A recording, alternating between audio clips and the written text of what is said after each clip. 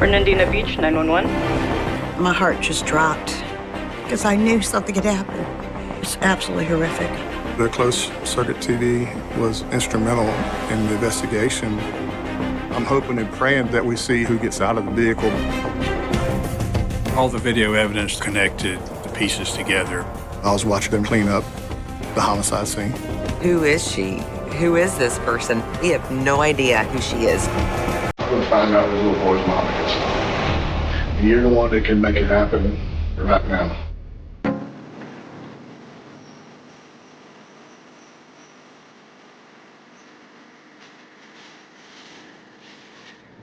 "33-year-old Jolene Cummings is working her shift at Tangle's hair salon. Jolene was a people person. She wanted to make everyone feel special. How you doing? This is gonna look amazing on you. She was always good at hair, and she was the top of her class in the updos, and she really loved it, and I was often her guinea pig. I just knew that whatever Jolene would do, she'd be good at, and she definitely was. Her children were the most important thing to her. The boys' daddy would get them on the weekend, but her weekend was working on a Saturday and then getting the boys back on a Sunday afternoon. The kids were the love of her life, above anything else. Yes, that one there, that's my youngest. He just turned 2. My heart. 2018 would have been the first year that she would be able to celebrate Mother's Day on her birthday with her 3 kids. When is that gonna happen again? Crazy, right? The kids and I had baked a cake, and yeah, it was supposed to be the best of all days. I'm off. Good night. Have a good weekend. See you on Tuesday. Have a good weekend.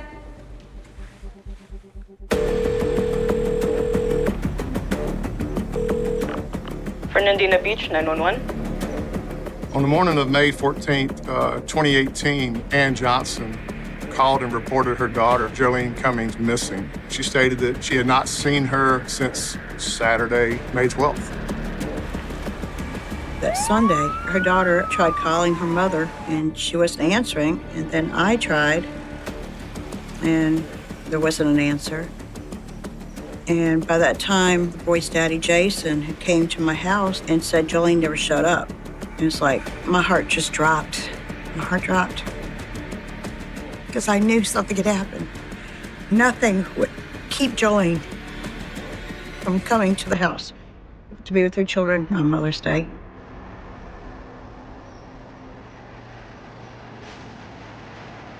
There was an estranged husband, Jason Cummings.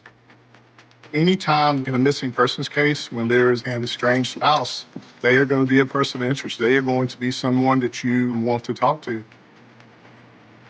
Hi, Jason Cummings. This is Detective Sergeant Harrington. I need to talk to you about Jolene. He agreed to come down and meet with me at the sheriff's office the next day. Thanks. Investigators head to Tangle's hair salon to trace Jolene's last movements.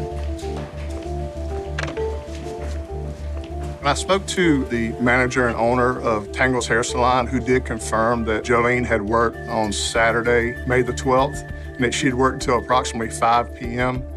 And there was one other hairdresser in the salon that was scheduled to work that day. Her name was Jennifer Seibert.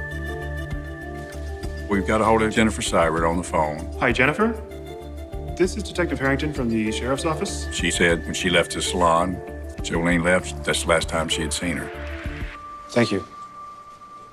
Have a nice day. On the day that Jolene was reported missing, we did create a missing persons flyer.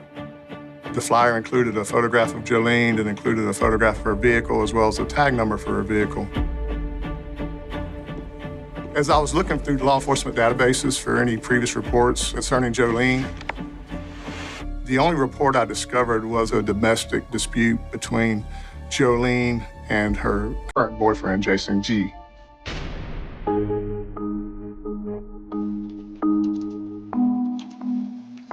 Take a look at this. The report that I located indicated that just a few days before Jolene had last been seen, Jolene had called the police because she and her boyfriend, Jason, had been in an altercation. By the time patrol deputies arrived, he had fled the home and was no longer there. It kind of raises a lot of red flags. We definitely want to follow up on this individual and see if they had another altercation. Try calling him.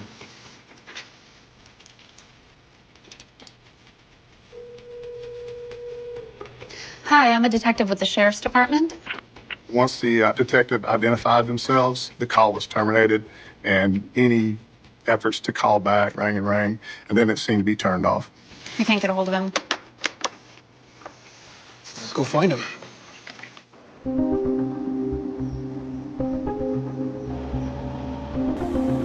Jason G. may be the person responsible for Jolene being missing. Nobody seemed to know where he was at. It became very urgent for me to find his location, and I got a warrant to ping his cell phone in attempts to try to find out where he was. While investigators are waiting for the cell phone trace, they receive news of a sighting of Jolene's vehicle. This is Harrington.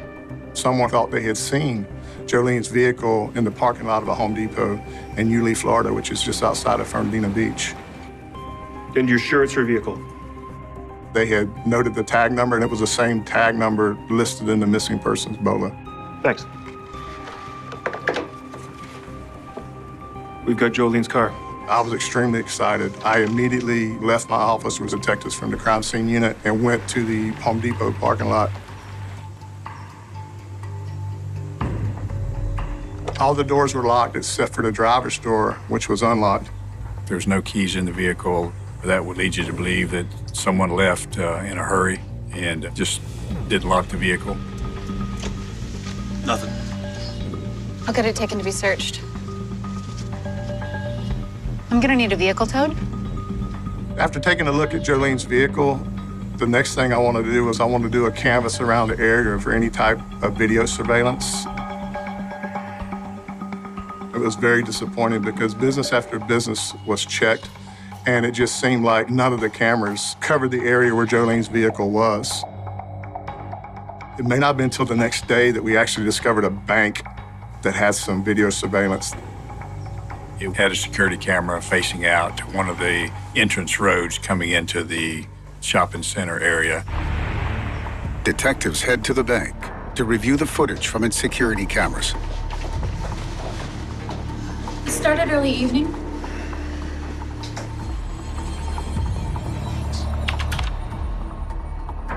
We knew from our investigation thus far that Jolene had worked until approximately 5 p.m. on May 12th. So we started viewing the camera at approximately that time.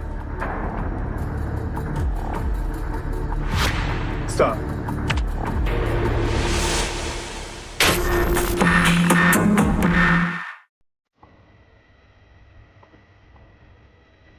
I'm watching the back video at around 1 o'clock. Eventually, bam, we see something that looks like Jolene's vehicle. So I was like, that's it. That's Jolene's Ford being driven into the parking lot. The CCTV footage captures Jolene's vehicle 8 hours after she was last seen at Tangle's hair salon. It was a very exciting moment, and we knew that, maybe this is going to be a big break. Play that bit again. You could see Jolene's vehicle entering the parking lot area, but it drove into frame and out of frame. It didn't actually show the vehicle being parked. Do you have any other cameras? I'm hoping and praying that there's another camera angle that shows the vehicle being parked and who gets out of the vehicle. It started at the same time?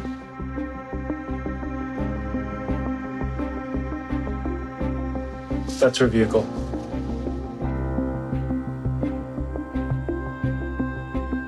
The vehicle pulls into a parking space facing east.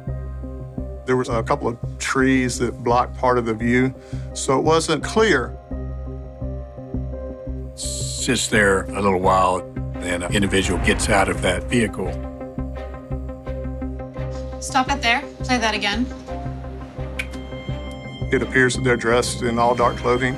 Punch it. Jolie? But it's impossible to identify who that person is just because of the distance between the camera and the area where the vehicle was parked. It was frustrating. Thanks for your time.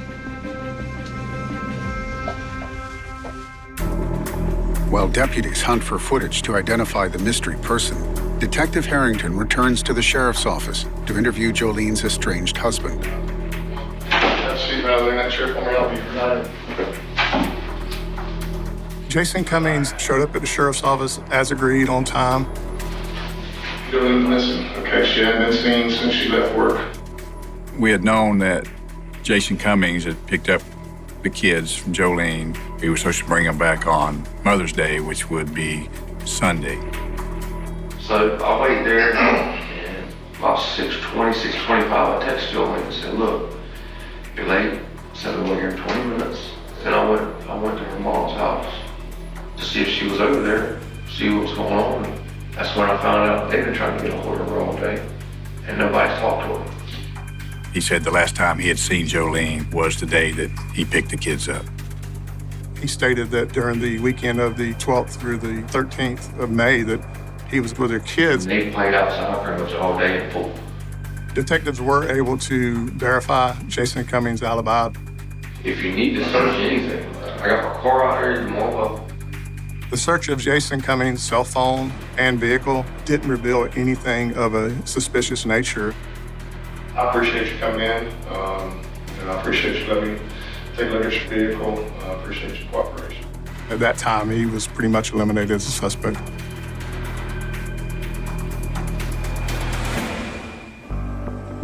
Meantime, investigators trace Jolene's missing boyfriend, Jason G., to a house in Hilliard near Jacksonville.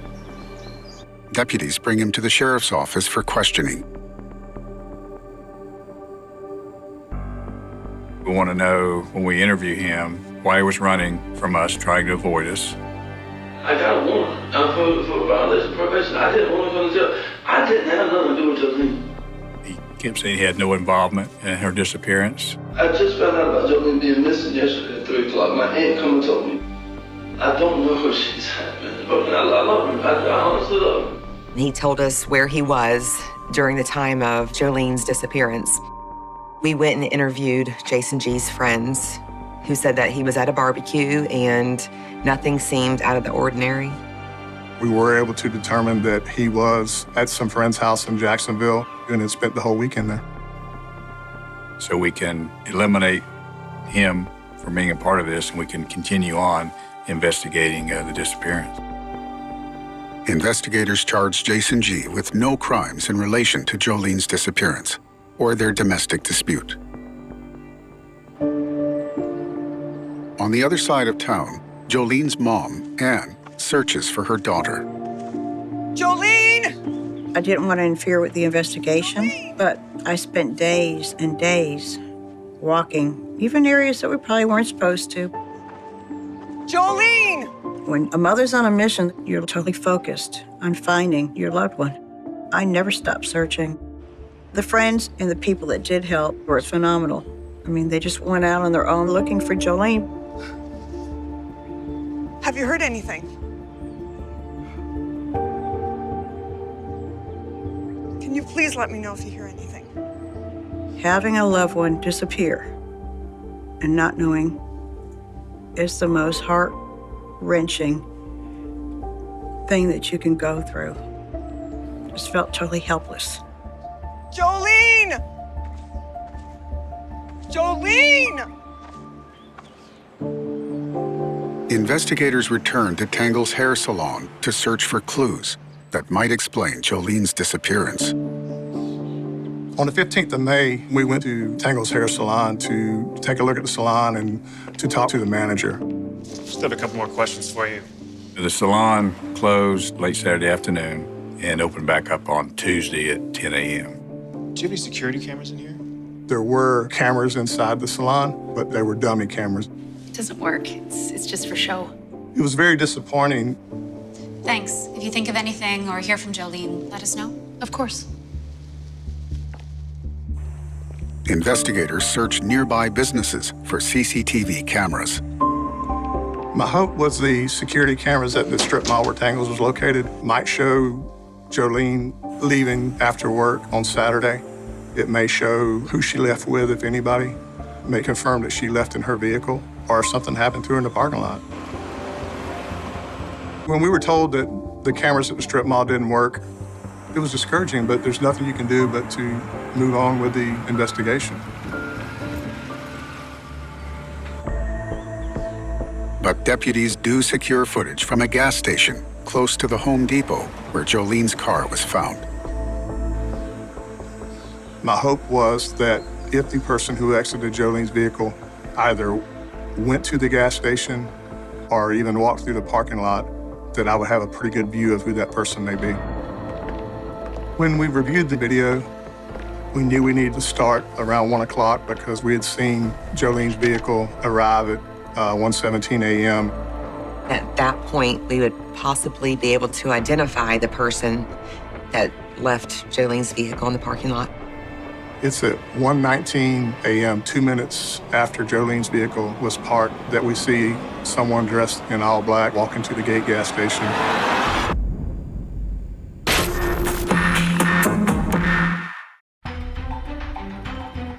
There was no doubt in my mind that, the person I seen walking into the store was the same person that exited Jolene's vehicle. We see a female wearing all black with her hair pulled back into a bun. She seems a little antsy, as if something is the matter, where the other customers are either checking out or going through the aisles shopping. She just looked out of place. Who is it? Punch it in. I was able to see her purchase a bottle of water. I could also see what looked like injuries to her face, specifically what looked like a scratch under one of her eyes. Print out that image.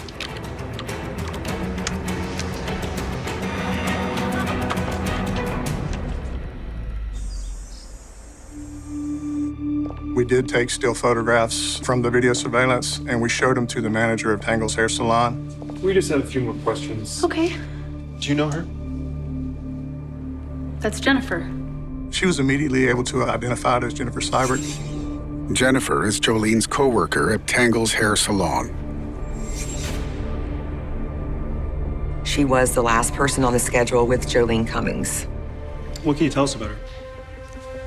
Jennifer Seibert had only been employed at the salon for a couple of months, and that initially Jennifer and Jolene seemed to get along very well, but as time went by, there was increased tension between the two, to the point that there had recently been some flare-ups and some arguments. The manager was also able to confirm that when she had seen Jennifer Seibert the previous weekend, that she described her face as flawless, that she did not have any scratches on her face. She told the manager that she quit and she would mail her key to the salon. We went to find Jennifer Seibert and question her about that day. Do you have an address for her? Yeah.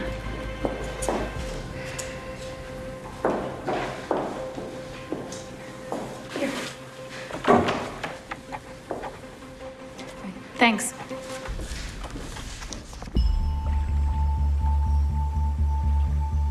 I went to the location that Jennifer had provided on her application for employment, where she stated that she lived with her mother in Fernandina Beach. I determined that address doesn't even exist. It was all false. I knew I had to track her down. I knew that I needed to start pinging her phone.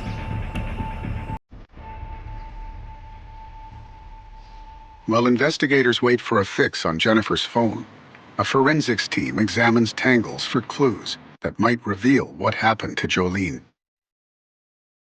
It looked like a normal hair salon. But as the crime scene unit took a closer look, they started to notice little things. They noticed a desk drawer over by the cash register that the front of it was damaged. Looking a little closer, they noticed that one of the scheduled appointment books had a couple tiny specks of what appeared to be possibly a blood stain. We started seeing more and more blood droplets.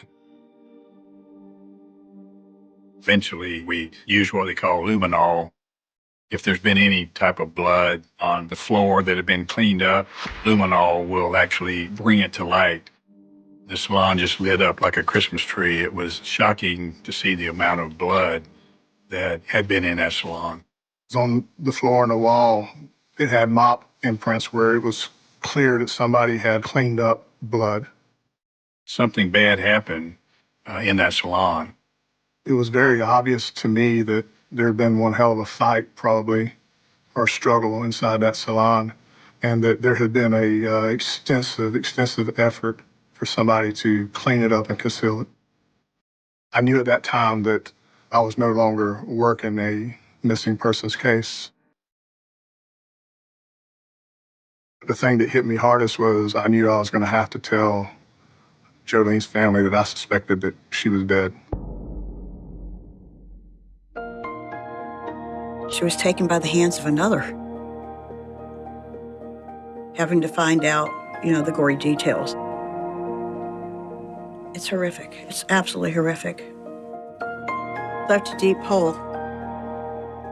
Without Jolene, it's a hole. It's a black hole.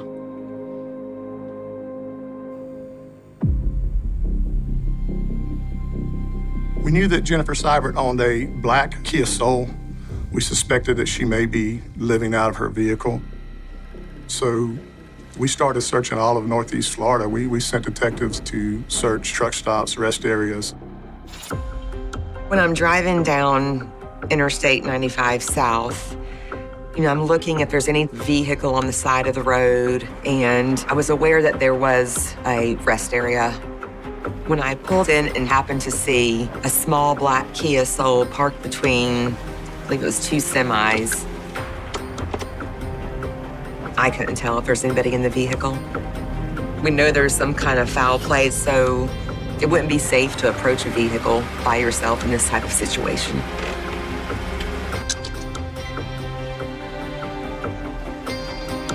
I found her. Detective Rose made contact with me via phone, and myself and several other detectives went to that location.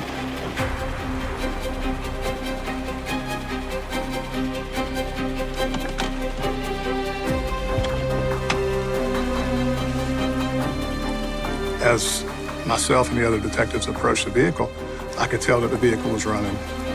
It appeared that somebody was sleeping in the back hatchback area. I don't have any idea if this person is armed with a gun or a knife or anything else.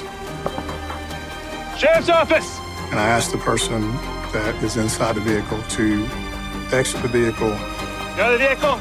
Slowly! Show me your hands!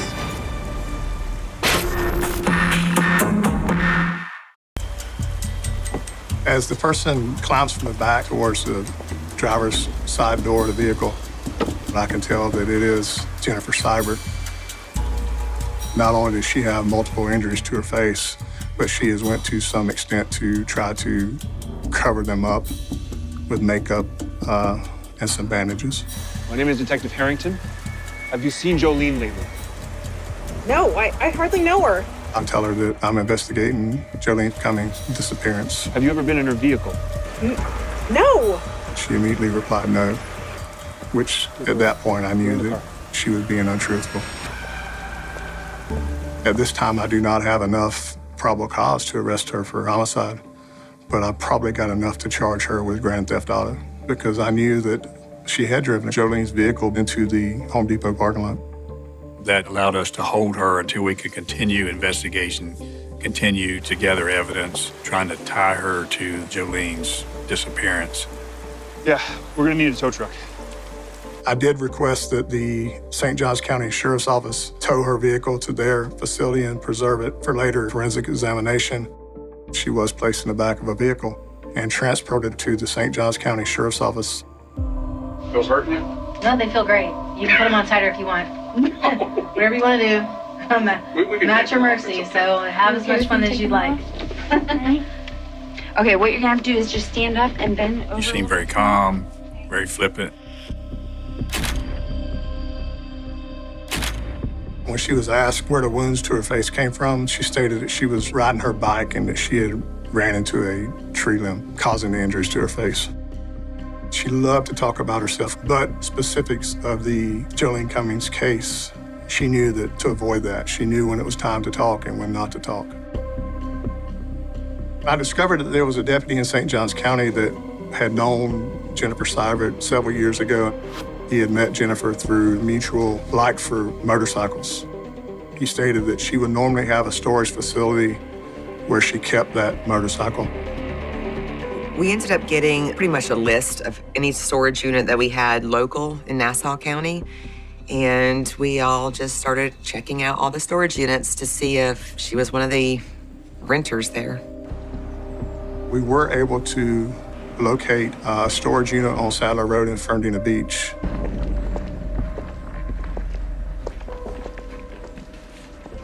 Inside the storage unit, we located some cleaning materials.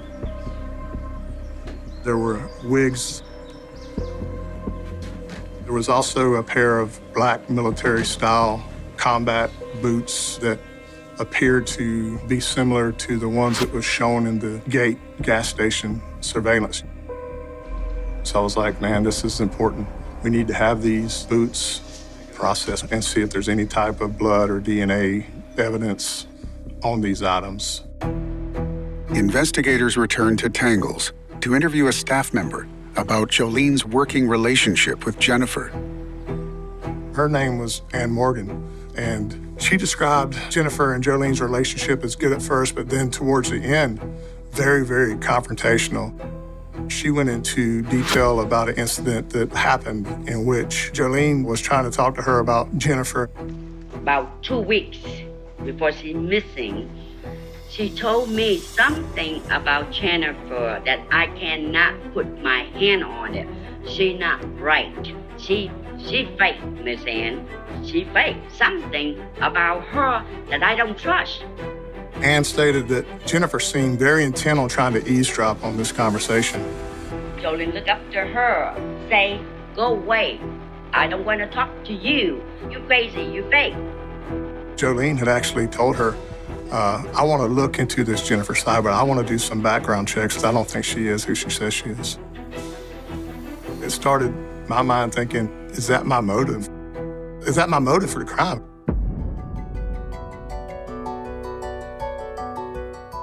When I started trying to look into Jennifer Seibert's criminal history, there was nothing there that stood out. If anything stood out, it was the fact that there was very little background there at all. I started searching for Jennifer Seibert, and the search came back to a 13-year-old little girl who had been killed in Germany, but buried in Butler, Pennsylvania. Hi there. This is Detective Rose from the Nassau County Sheriff's Office in Florida. I'm sorry to have to ask you this. We contacted the father of Jennifer Seibert, who confirmed that his daughter had passed away in an accident in Germany. We also sent him a picture of who was claiming to be Jennifer Seibert, and he confirmed that he did not know who that person was. Who is she? Who is this person? And we have no idea who she is. We went into an interview room, and the first thing that I asked her, do you want me to call you Jennifer Seibert? When you run my fingerprints through, they come up as Kimberly Lee Kessler. I've been running from the FBI for over 25 years. I've been living under this particular alias since 1999, and that's about it.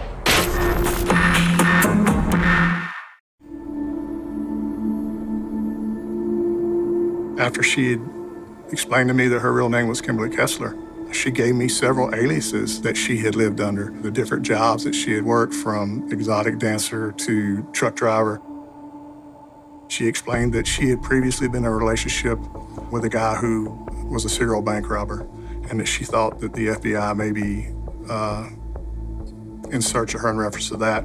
So I met him at a topless bar and just started going out with him and whatever. And he was with me. He called somebody and they said, the FBI is looking for you. So I'm like, you what? And I hid him in my apartment, and that was like kind of almost the beginning. As we researched information that was provided during the interview, we were able to determine that most of it was factual, but there was no evidence that we could determine that the FBI was ever looking for her. She was very calm, very composed, but I also noticed that anytime I approached the subject of Jolene, that she was quick to shut down. Something happened to Jolene, and we actually sent our crime scene unit out to process tangles. And there was some evidence there, okay? And I know that she said some negative things to you that day. She said that she thought you were fake and she was going to look you up. I don't remember any of that. That's what I was told. I think Jolene's dead, and I think you know where Jolene is, and I'm going to find out where those little boy's mama is. I promise you I'm going to do that. You can help me do that, and you're the one that can make it happen right now. No, I cannot. When I tried to really kind of approach her in an aggressive manner, she never flinched or lost her cool or lost her composure. Let me reply it this way, and you may not like the answer. I would like legal counsel. You do not want to talk to me without legal counsel, is that what you're telling me? Yes, sir. After she invoked her right to an attorney, I knew it was time to continue working with the evidence that we had. Investigators analyzed the objects recovered from Kimberly Kessler's car. We did find inside her vehicle a salon kit with a pair of scissors in there, and they looked to be some type of red stain in the screw part of the scissors. Certainly taking that to the lab to be tested. We found a receipt that showed a purchase at the Walmart in Fernandina Beach. It was on the same day that Jolene apparently went missing. We were able to obtain video surveillance that showed that it was Kimberly Kessler purchasing the items at 8:57 p.m. Is there a closer angle? Yes, there is. The purchases included a bottle of ammonia, trash bags, but probably the most chilling item that was bought was a large electric fillet knife. I knew that not only had Jolene been murdered, but she had likely been dismembered. I couldn't believe it. I mean, I could not think of anybody would even think of doing something like this. How could somebody do that? Investigators returned to Tangles to search for clues about the location of Jolene's body. The wooded area behind Tangles, I observed a blue bin, and it kind of stood out because it appeared to be the exact type of blue bins that were in Kimberly Kessler's storage unit when we executed that search warrant. I asked that the bin be collected and analyzed for any type of DNA or blood evidence. There's a restaurant located next door. So I went and I said, hey, do y'all have any video surveillance? Can you take it back to the night of the 12th? This camera shows the back of the business, and right next door to that is Tangle's Salon.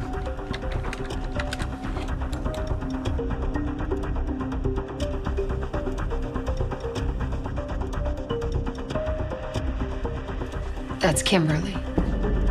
I knew it was huge when we saw this surveillance video. Shortly after closing time, we could see Kimberly Kessler carrying heavy trash bags out to the dumpster behind the facility. Punch in there.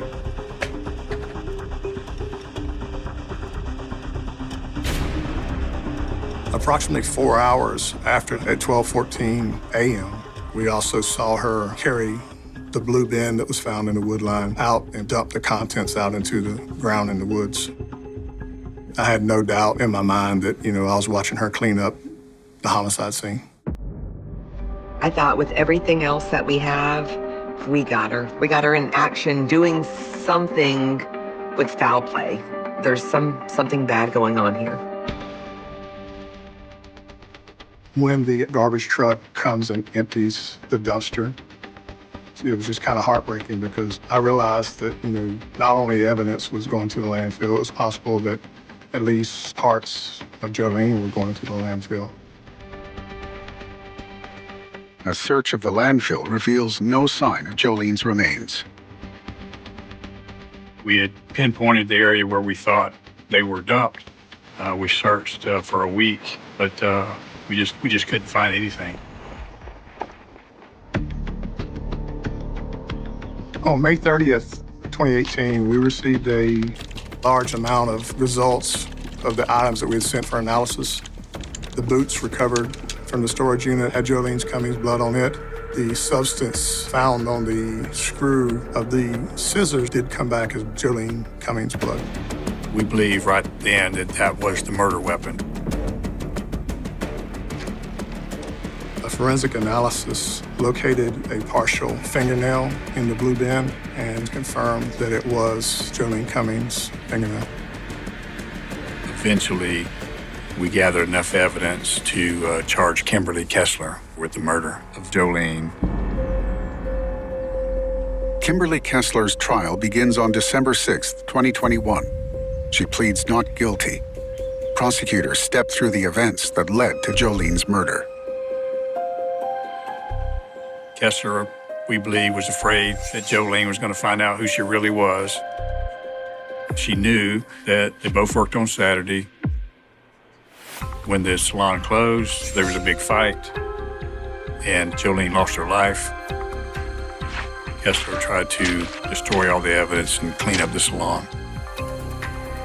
She wants to get rid of Jolene's vehicle because it would be suspicious if it was still in the parking lot.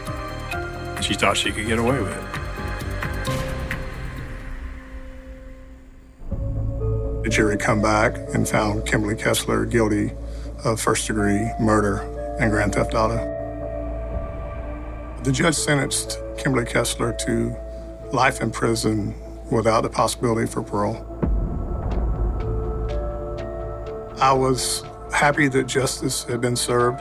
On the other hand, I was disappointed that I was not able to find Jolene and return her to her family. The closed-circuit TV was instrumental. I don't think we would have been able to make this case without the surveillance video. The investigation reveals that Kimberly Kessler lived in multiple locations across the United States, and that Jennifer Seibert is just one of a number of fake names that she used. Between 1996 and the time she was arrested in 2018, Kimberly Kessler had lived in at least 33 different cities. She had used at least 18 different aliases. Investigators believe the length of time Kessler spent on the run and the number of aliases she adopted indicate that Jolene might not be her only victim. I absolutely believe there's more people out there. I absolutely believe that. There's somebody out there that if they have a missing loved one and you hear of the alias names or the cities, if we could help just one other family, give them some answers, that's really important to me. Because at this point, I can't bring Jolene back. But maybe we could help someone else out. To date, prosecutors have charged Kimberly Kessler with no other killings.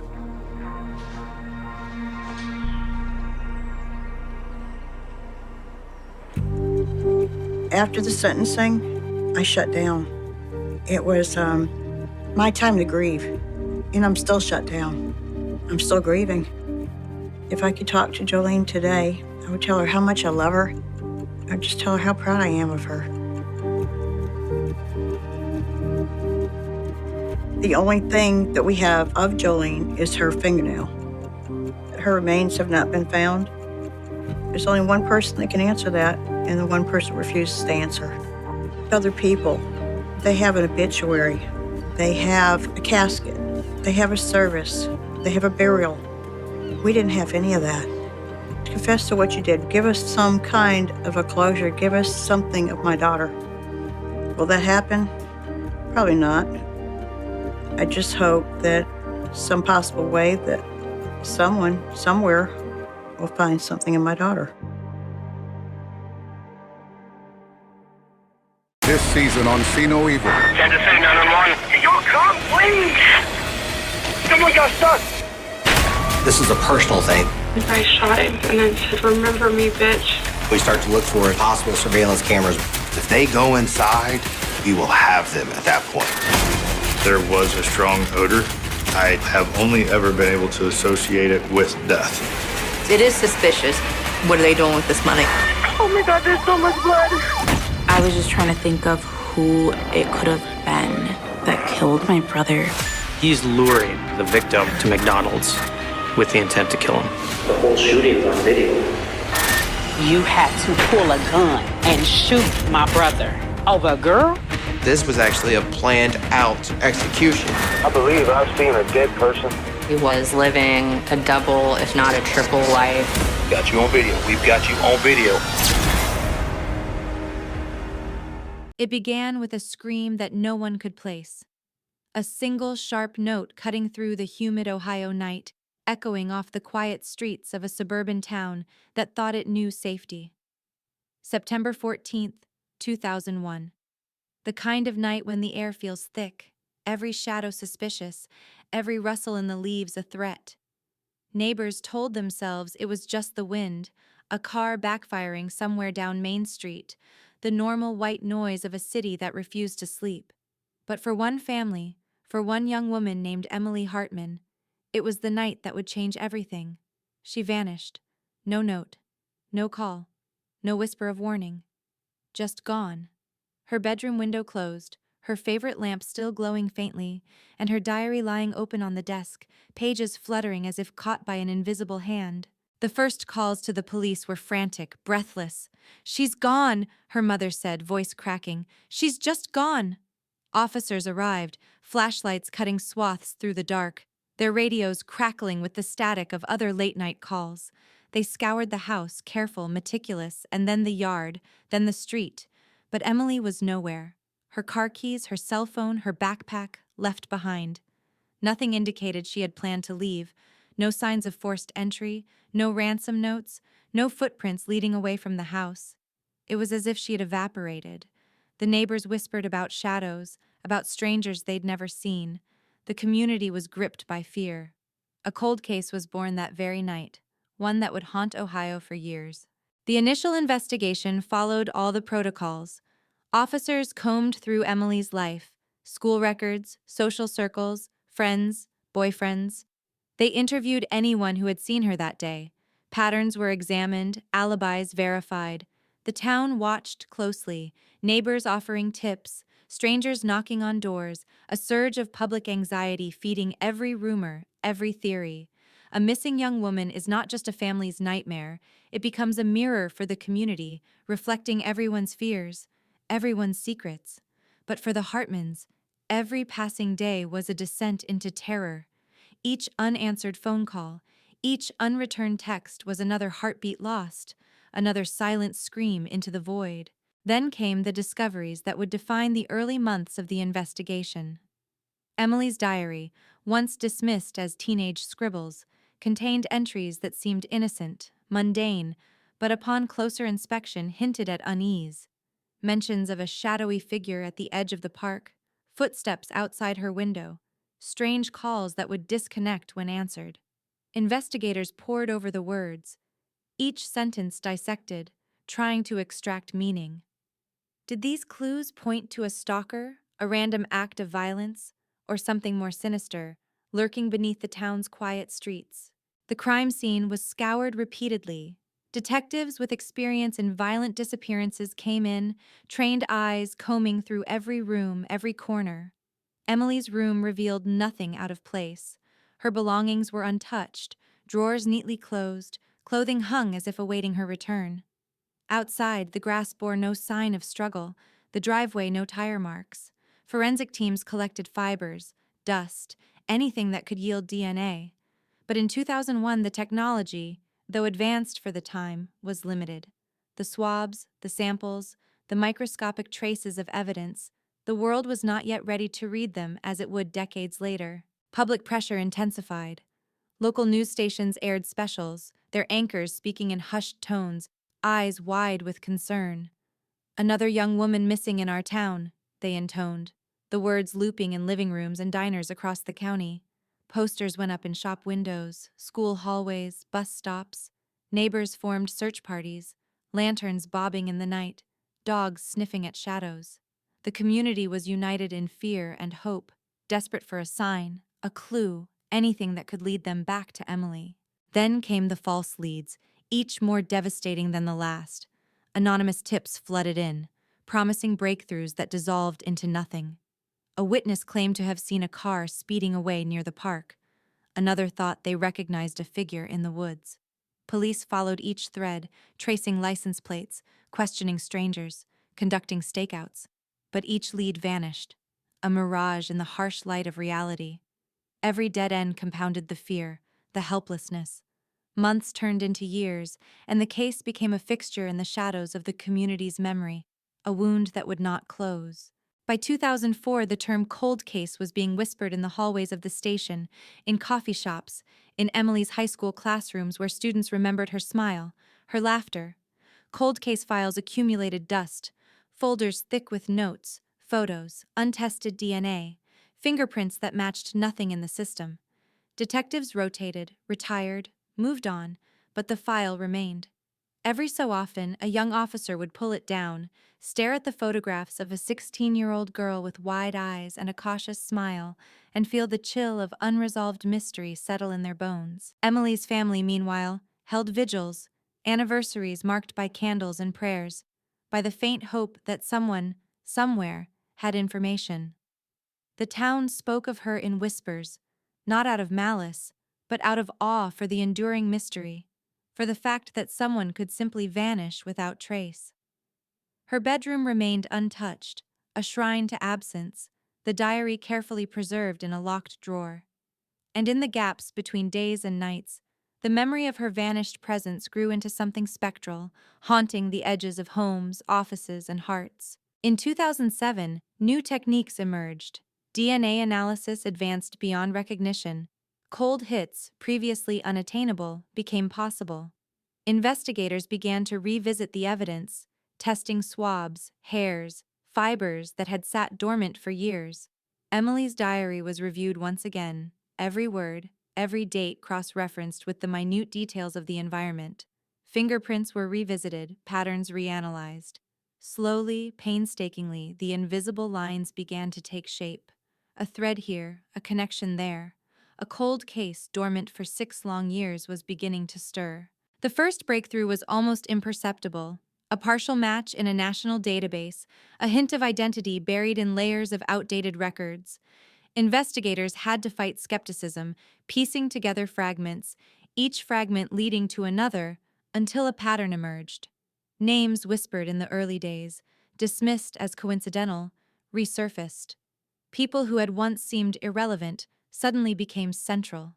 A suspect profile began to take form, horrifying in its plausibility, and the town braced for revelations that were long overdue. By 2010, law enforcement had developed a comprehensive reconstruction of Emily's last known movements.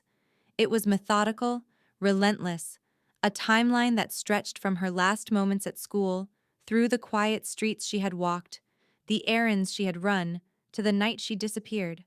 CCTV footage, witness statements, phone records, all were re-examined with the precision of modern technology. The narrative of the night grew sharper, more precise, but still, crucial elements remained invisible, like shadows flitting just out of reach. Every anniversary of her disappearance brought renewed attention. Community events, media coverage, public vigils, all reminders that Emily Hartman was gone, but not forgotten. The cold case was no longer just a file in a police department. It had become a symbol of the fragile certainty of safety, of the randomness of tragedy, of the haunting persistence of unanswered questions. Residents would walk the streets she once knew, glance at the empty spots where she had once laughed, and feel a pang of something deeper than fear, a recognition that life could unravel without warning. And yet, amid the frustration, the silence, the unanswered calls and cold tips, a sense of inevitability began to settle. Technology would advance, persistence would pay off. The threads, though buried, were not lost. Somewhere in the dormant fibers, in the DNA collected on swabs, and in the microscopic remnants of a night gone wrong, lay the truth. It waited patiently for the world to catch up. The stage was set for a revelation that would shock the community, that would crack open old wounds, that would finally illuminate the darkness of Ohio 2001. The cold case was silent, but it was not dead. Every report, every revisit, every forensic re-examination kept its memory alive. And in that silence, in that meticulous, patient collection of evidence, there existed a promise. One day, someone would understand, someone would solve it, and the world would finally see the story of Emily Hartman unfold in its terrifying clarity. Until that day, the night she vanished remained etched into the town's psyche, a permanent shadow stretching across lives, shaping fears, and haunting every quiet street corner. Years passed, and the town tried to move on, but Emily Hartman's absence lingered like a stain on the streets of Ohio. Halloween came and went. Thanksgiving dinners were eaten with empty chairs, graduations celebrated with a shadow at the edges, each milestone marked by the invisible presence of someone who had vanished without a trace. The police file grew thicker, layers of reports, interviews, and evidence stacked like sediment in a riverbed, each layer trapping fragments of memory, fragments of truth, waiting for the right moment to resurface. The town's anxiety was a low hum, ever present, felt in the way mothers clutched their children on dark streets, in the way shopkeepers double-checked their locks, in the way teenagers glanced over their shoulders, half expecting a ghost to answer back. The first tangible breakthrough came almost by accident.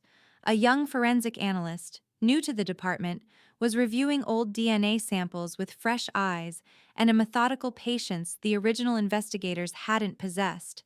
Swabs from Emily's bedroom, collected in 2001 and stored in evidence untouched for years, were reanalyzed with advanced profiling techniques unavailable during the original investigation. What had once been inconclusive now began to speak in whispers. Partial matches, slight anomalies, faint patterns, these were enough to reignite a slumbering investigation. It was a flicker, small but undeniable, like the first hint of dawn over a night that had lasted far too long. As the analysis unfolded, a pattern began to emerge, tenuous but impossible to ignore. A certain combination of markers linked to a national DNA database for the first time.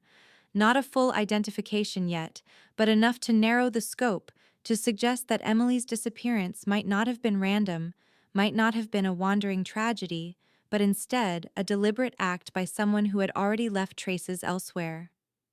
Detectives pored over old records, cross-referencing names, addresses, employment histories, known associates. Every file, every name, every minor arrest was examined under the unforgiving light of forensic scrutiny. The air in the station thickened with anticipation, a collective pulse quickening as the case once again came to life. The Hartman family, weary yet clinging to hope, were brought into every development. Each phone call, each visit, each revelation was met with a mixture of relief and terror. Could the long night finally be ending, or were they simply being led deeper into a maze of false hope? Emily's father, once stoic, now trembled at the mention of new DNA results. Her mother could not sleep, imagining the hours Emily had spent alone, imagining the events that had transpired on that fateful September night.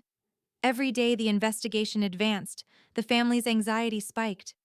They were on the precipice of knowing, yet the past refused to release its grip completely. New leads began to surface, obscure fragments that had been dismissed in the initial sweep. A neighbor recalled a car parked near Emily's house on the night of her disappearance, an unremarkable sedan that had seemed innocuous at the time, now scrutinized for fingerprints, for trace DNA. Another witness remembered a figure loitering near the park where Emily had often walked with friends, a silhouette against the dim streetlights, fleeting yet unforgettable. These memories, once peripheral, became central threads in a complex tapestry. Detectives pieced together timelines, reconstructing the movements of anyone who had crossed paths with Emily, every sighting cataloged, every inconsistency logged. By 2012, the investigation had transformed from a cold case into a fevered pursuit. The police department, once resigned to the file's dormancy, now assembled a dedicated task force. Investigators retraced Emily's steps with an obsessive precision, walking the streets she had walked, revisiting the park benches she had sat on, knocking on doors that had been silent for years.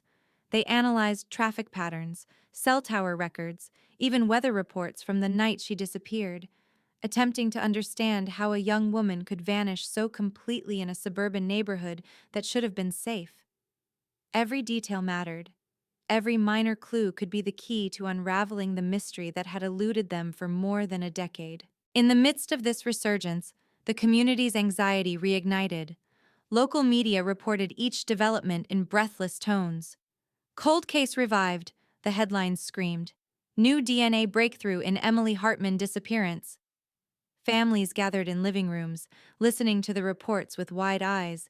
Neighbors whispered about shadows they had seen years ago, and once forgotten fears resurfaced. The town was gripped by a sense of impending revelation, an almost cinematic tension that hung over Main Street and the school corridors, over the parks and playgrounds where children now ran, oblivious to the dark history that lingered beneath their feet. As the investigation gained momentum, law enforcement began to narrow their suspect list. Profiles were constructed not just from DNA, but from behavior patterns, historical records, and even psychological analyses of individuals in Emily's orbit. Each potential lead was examined meticulously, contacts cross-referenced, alibis re-evaluated. Names that had once seemed irrelevant now assumed sinister significance. Old witnesses were re-interviewed, their memories probed with the precision of forensic linguistics. One elderly neighbor recalled a man she had seen frequently loitering in the vicinity, an unfamiliar face in a town that prided itself on recognition of residents. Another described a car that had appeared multiple times over several weeks, parked discreetly, its occupants never identified. By 2014, technological advances had made it possible to revisit minute forensic details previously ignored. Fiber analysis, hair comparison, microscopic residues. These elements, once deemed insignificant, began to tell a story. A single fiber from Emily's bedroom carpet, matched against a suspect's clothing years later, suggested a connection. Microscopic traces on the windowsill revealed fingerprints that, while partial, correlated with other patterns now stored in digital databases. The investigation became a convergence of past and present, of patience and modern technology, of hope and desperation. The cold case was no longer dormant, it was alive, vibrating with the pulse of possibility. Meanwhile, the emotional landscape of the community evolved. Emily's friends, now young adults, were called to testify again, recounting memories they had buried under the passage of time. They spoke of ordinary teenage routines, of school dances, of shared lunches in the cafeteria, of laughter that now seemed tragically ordinary. Yet amid these recollections, anomalies appeared. A fleeting encounter with a stranger, a note left in a locker, a misremembered car parked too long near the park. All minor, all previously overlooked, now recontextualized under the weight of forensic evidence. The town's collective memory began to intertwine with the meticulous reconstruction of the night Emily disappeared. The Hartmans, once passive observers of time, were now active participants. They met with detectives, reviewed evidence, offered insights, and combed through photographs of old acquaintances, friends, and strangers alike. Each discovery brought relief tempered with terror. Each new lead was a step closer to truth, yet also a step closer to reliving the nightmare that had begun over a decade earlier. Their home, once a sanctuary, now became a headquarters of remembrance, a hub where investigators, family, and forensic analysts intersected in the pursuit of clarity. Then came the breakthrough that would finally fracture the wall of silence. A match in the National DNA Database provided a concrete link, a connection so precise it could not be dismissed. A suspect emerged, previously unknown to local authorities, someone whose movements and history suddenly cast long shadows over the events of that September night. Investigators were meticulous, confirming every detail, verifying timelines, building a case that was both scientific and circumstantial. The tension in the department was palpable. After years of frustration, the cold case was poised to move from speculation to action. The arrest, when it finally came, shook the community. Headlines splashed across newspapers, television screens, and social media feeds. Ohio 2001 cold case solved. DNA breakthrough shakes community. Shock rippled through families, friends, neighbors, anyone who had followed the case for more than a decade. People who had once dismissed the possibility of closure now grappled with a mixture of relief and horror. The suspect, a man whose face had been a blur in witness memories, was finally identified, his connection to Emily undeniable. The town struggled to reconcile the quiet streets they had known with the violence that had once hidden in plain sight. In the wake of the revelation, emotions ran high. Relief was tempered by grief, hope intertwined with fear, closure mingled with lingering questions. The Hartmans faced the complicated reality of justice delayed, of years lost, of memories that could not be reclaimed. Yet there was also a strange catharsis in knowing, finally, the truth of what had happened to Emily.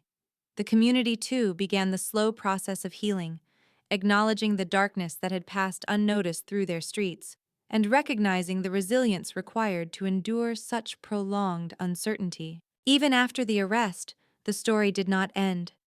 Court proceedings, media scrutiny, and community reactions continued to echo through Ohio. Each hearing revealed more about the suspect's movements, motivations, and connections. The narrative of that night in 2001, once obscured by silence and the limitations of forensic science, was now coming into focus piece by piece. And though the case was officially solved, the emotional residue remained, a reminder that some wounds, some disappearances, linger long after the surface is smoothed. The cold case that had haunted Ohio for over a decade had finally yielded to persistence, technology, and the relentless pursuit of truth.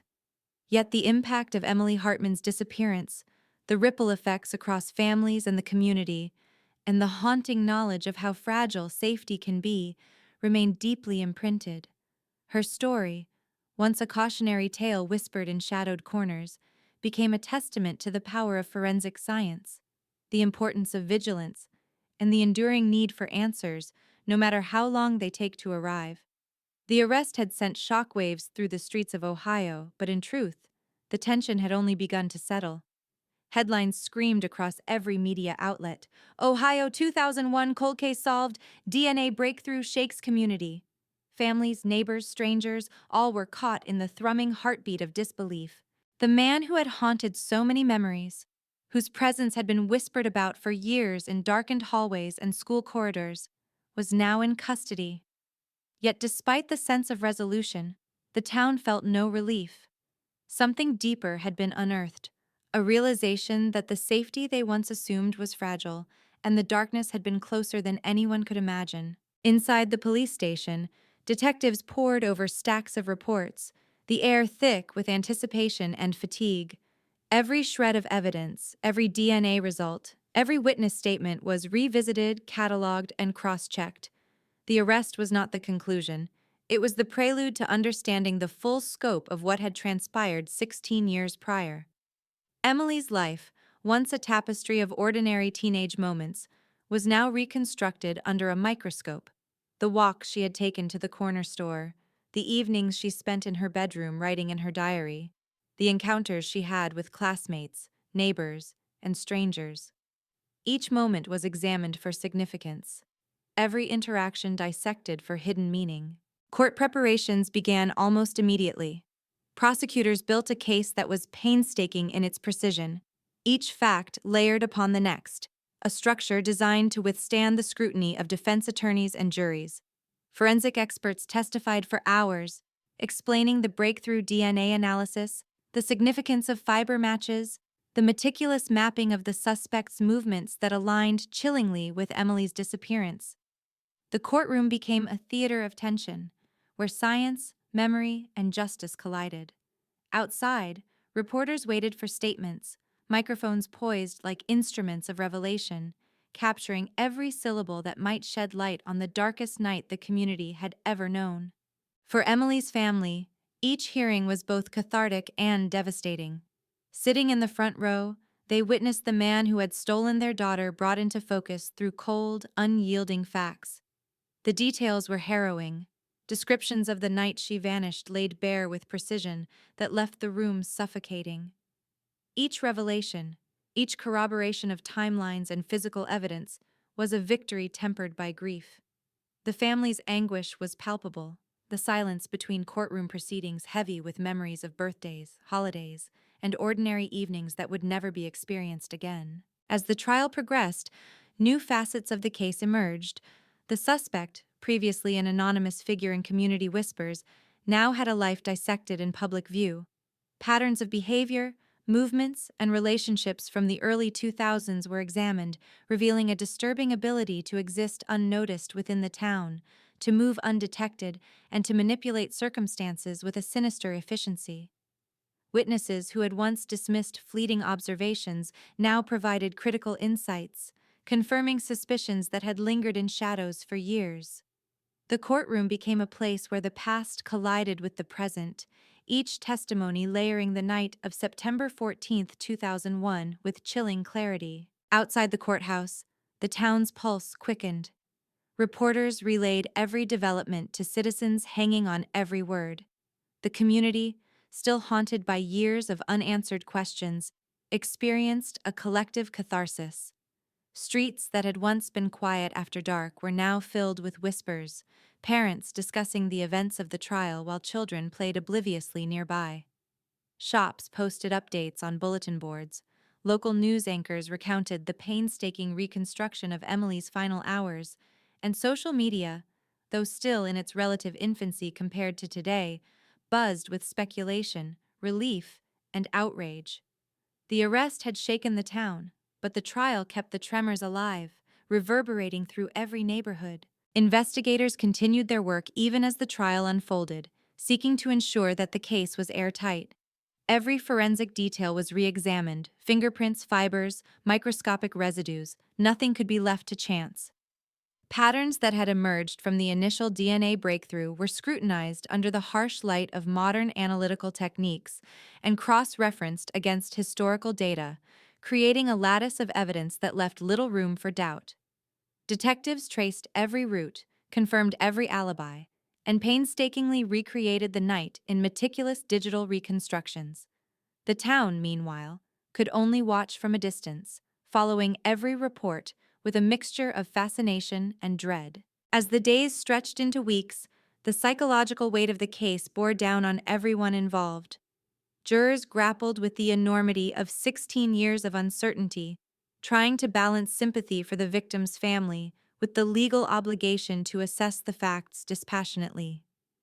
Witnesses, some of whom had aged considerably since the original investigation, recounted memories with a clarity sharpened by the passage of time, their recollections forming critical links in the chain of evidence.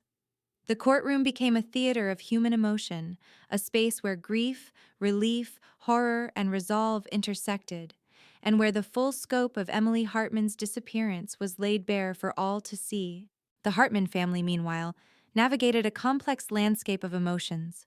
They had lived in limbo for over a decade, haunted by the absence of their daughter and the persistent uncertainty of her fate. Now, with the suspect identified and the trial underway, they faced the dual challenge of confronting the details of the crime while processing the long-suppressed grief that had accumulated over years. Therapy sessions, private counseling, and support from the community became lifelines, providing a framework for coping with the intense emotional upheaval. Each day brought a mixture of relief and trauma, a reminder that justice, while essential, does not erase the scars left behind by loss. In the courtroom, the prosecution's narrative unfolded like a meticulously crafted film, guiding the jury through the events of that September night with cinematic precision. Each piece of evidence, each witness account, was carefully positioned to create an unbroken chain of logic. DNA analysis, once a whisper of possibility, now roared as the centerpiece of the case, its implications undeniable. Fibers from Emily's bedroom, traces of the suspect's clothing, and a series of corroborating eyewitness statements combined to form a portrait of the crime that left no space for doubt. The defense, constrained by the weight of scientific evidence, struggled to dismantle the narrative, but the foundation had been laid with painstaking care over years of investigation. Outside, the community responded in waves. Neighbors attended vigils, news crews captured interviews with friends and classmates, and social media amplified every development. There was a collective exhale, a sense that the long shadow of uncertainty was finally being illuminated. Yet the emotional residue of fear, grief, and anger remained. Residents who had once dismissed whispers now felt the chilling realization that evil had existed among them all along. The arrest and trial had brought closure in one sense, but it also exposed the fragility of safety, the ease with which life could be disrupted, and the persistence of human malevolence hidden beneath the veneer of ordinary existence. The trial also highlighted the relentless pace of forensic science. Advances in DNA profiling, once futuristic, had become the fulcrum upon which justice pivoted. Small traces, microscopic residues, and long-preserved evidence were reevaluated with a precision impossible in 2001. Each detail contributed to an unassailable case, yet the human element, the witness testimonies, the reconstructed timelines, the recollections of neighbors and friends, remained critical.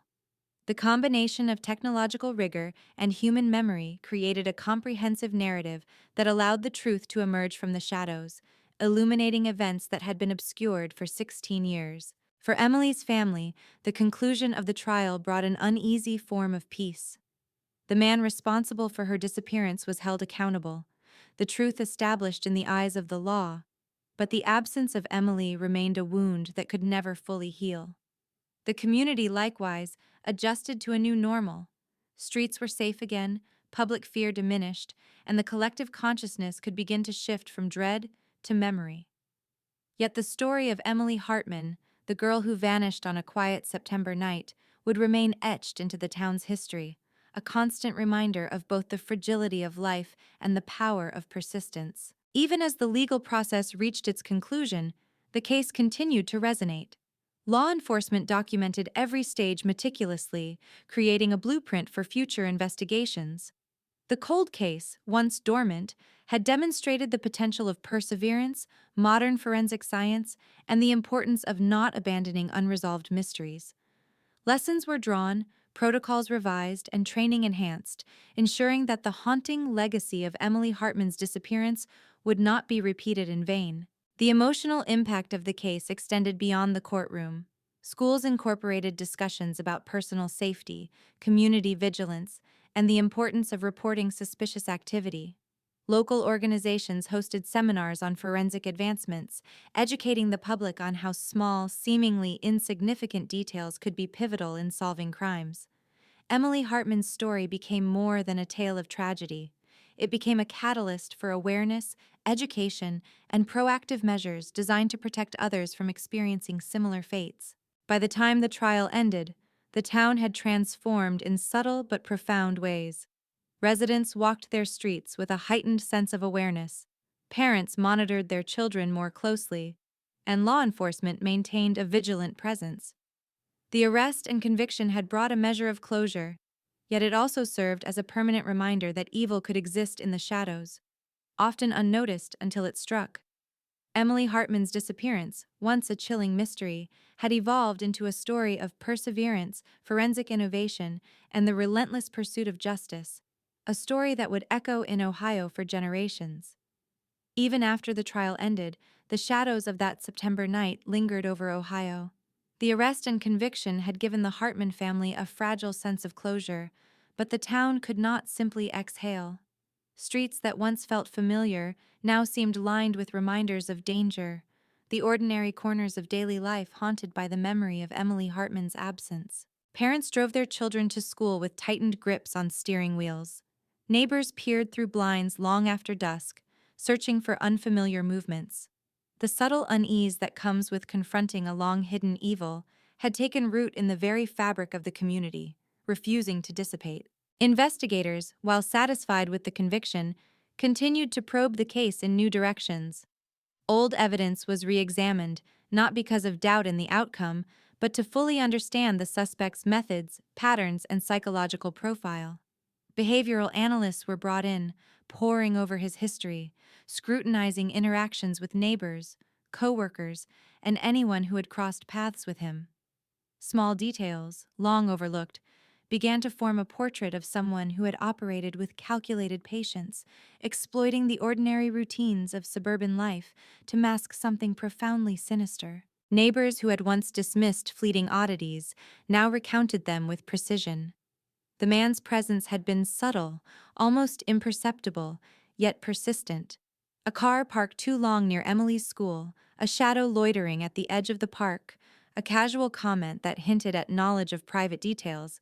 Each fragment, when examined in retrospect, revealed a disturbing pattern. The police reconstructed his movements, aligning them with Emily's last known activities. Each alignment deepened the horror. The disappearance had not been random. It had been orchestrated with eerie precision, a choreography of fear executed in silence and shadows. Emily's diary, long preserved and scrutinized, became an instrument for psychological analysis. Experts examined her entries not just for clues to the crime, but for signs of interactions that might have gone unnoticed at the time. Mentions of a stranger at the park, a phone call that ended abruptly, a fleeting sense of unease, all were reinterpreted through the lens of new evidence. The diary became a bridge between the innocent life she had lived and the violence that had engulfed her, a testament to the subtle ways in which danger had infiltrated the ordinary, unnoticed until it was too late. The suspect's psychological profile revealed a troubling combination of traits: meticulous planning, deep social camouflage, and an uncanny ability to observe without being seen. Analysts traced his movements, noting periods of apparent normalcy punctuated by actions that suggested premeditation. It became clear that Emily's disappearance had been enabled not only by physical opportunity, but also by his understanding of human behavior, the rhythms of suburban life, the assumptions of safety, the trust inherent in routine interactions. He had exploited the very fabric of the community, weaving himself into its daily patterns while preparing to strike with devastating effect. Communities around Ohio were quick to respond to the revelations. Local organizations launched initiatives on personal safety, emphasizing awareness of surroundings and the importance of reporting suspicious behavior. Schools began incorporating safety modules into their curricula, discussing the significance of intuition, observation, and caution. Emily's story became more than a cautionary tale. It became an educational tool, a narrative leveraged to prevent future tragedies. Parents, teachers, and law enforcement collaborated to ensure that the lessons learned from her disappearance would resonate long after the case was officially closed. Even as the community processed the broader implications, there were moments of individual reckoning. Friends who had grown up alongside Emily revisited memories with renewed clarity, remembering encounters and observations they had dismissed as trivial. A classmate recalled a car idling near the park repeatedly, a detail that had seemed inconsequential at the time but now fit perfectly into the reconstructed timeline. Another remembered overhearing a conversation with a stranger, seemingly benign, now cast in the chilling context of premeditation. The past, once fragmented and elusive, began to coalesce into a coherent, terrifying narrative. The suspect's interrogation revealed calculated manipulation, a chilling awareness of his own concealment. He spoke cautiously, measured in his words, attempting to control the narrative even under scrutiny.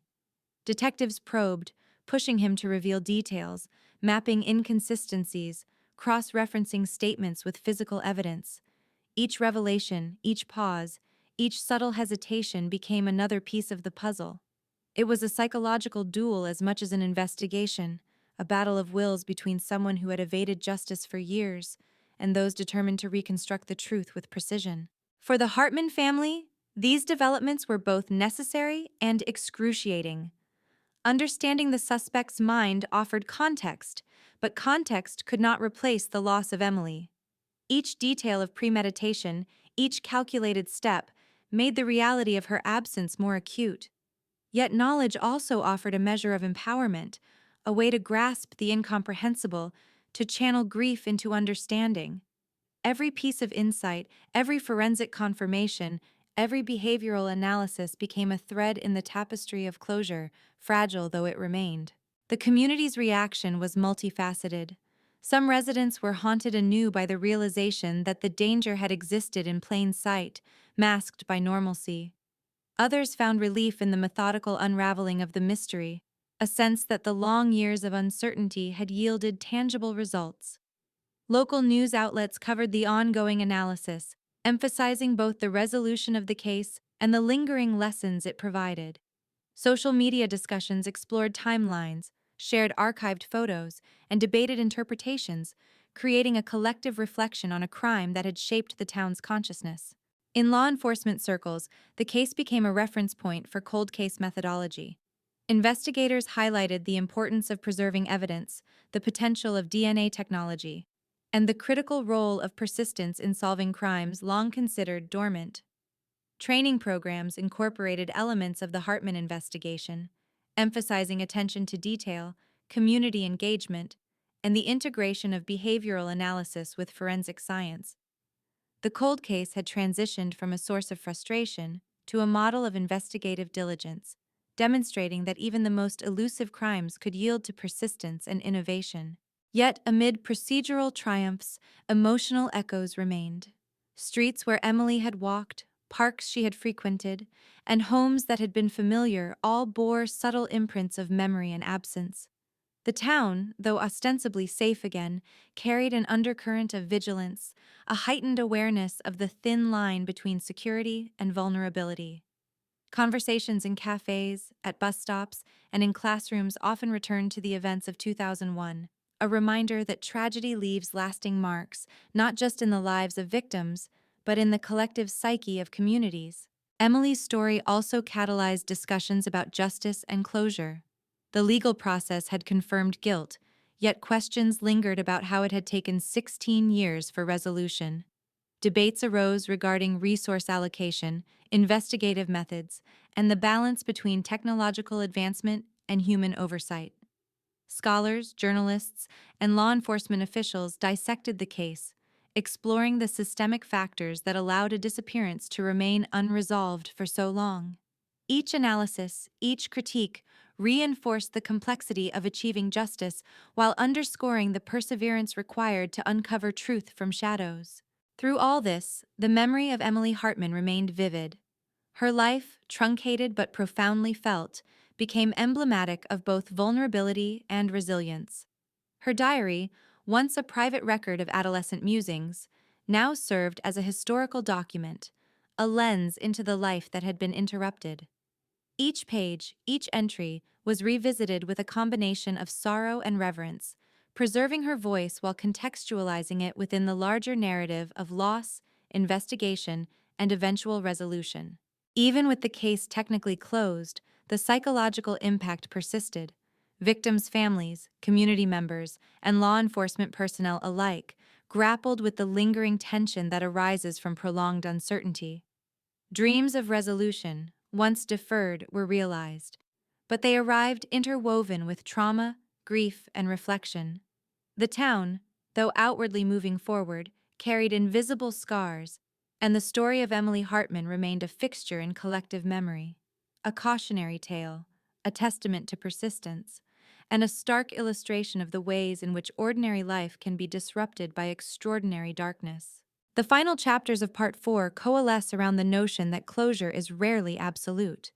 The Hartmans could finally name the perpetrator, could recount the events of the night with authority, and could participate in the legal affirmation of justice. Yet Emily's absence, the years of uncertainty, and the haunting specter of what was lost remained irreducible. The town's collective memory, shaped by fear, hope, and eventual revelation, persisted in everyday life.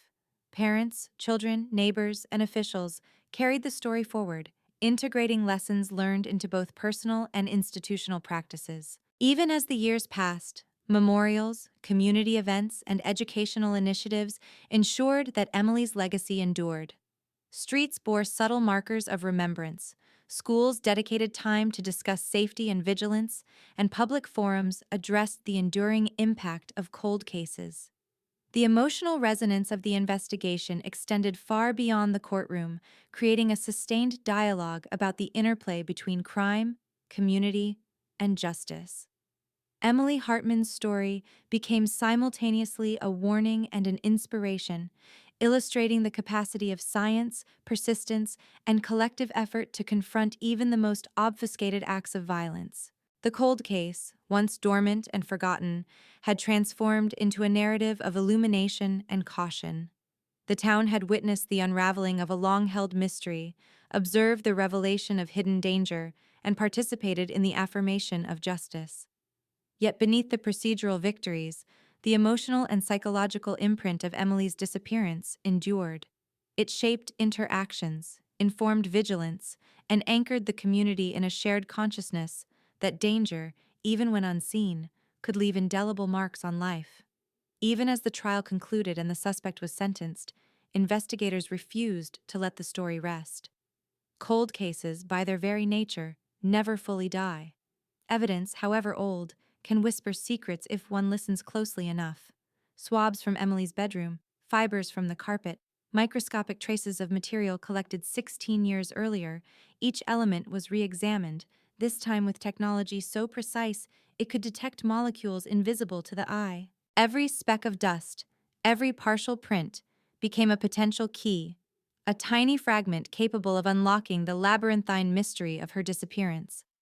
For detectives, the work was addictive, a compulsion to leave no stone unturned, to ensure that no detail, however small, remained unaccounted for. The breakthrough did not come in a dramatic flash, as in movies, but as a subtle accumulation of insight. Analysts compared fibers from Emily's bedroom with swatches from vehicles registered to individuals associated with the suspect. Chemical residues on the windowsill were cross-referenced against cleaning products found in his home. Microtraces of material that had long been ignored suddenly aligned in patterns too specific to be coincidental. A digital reconstruction of the night combined these physical clues with witness statements, GPS logs, and traffic camera data. The narrative became increasingly detailed, the movements of both Emily and her abductor traced with almost obsessive precision. Each new layer of evidence produced both satisfaction and unease. It was one thing to have identified the suspect.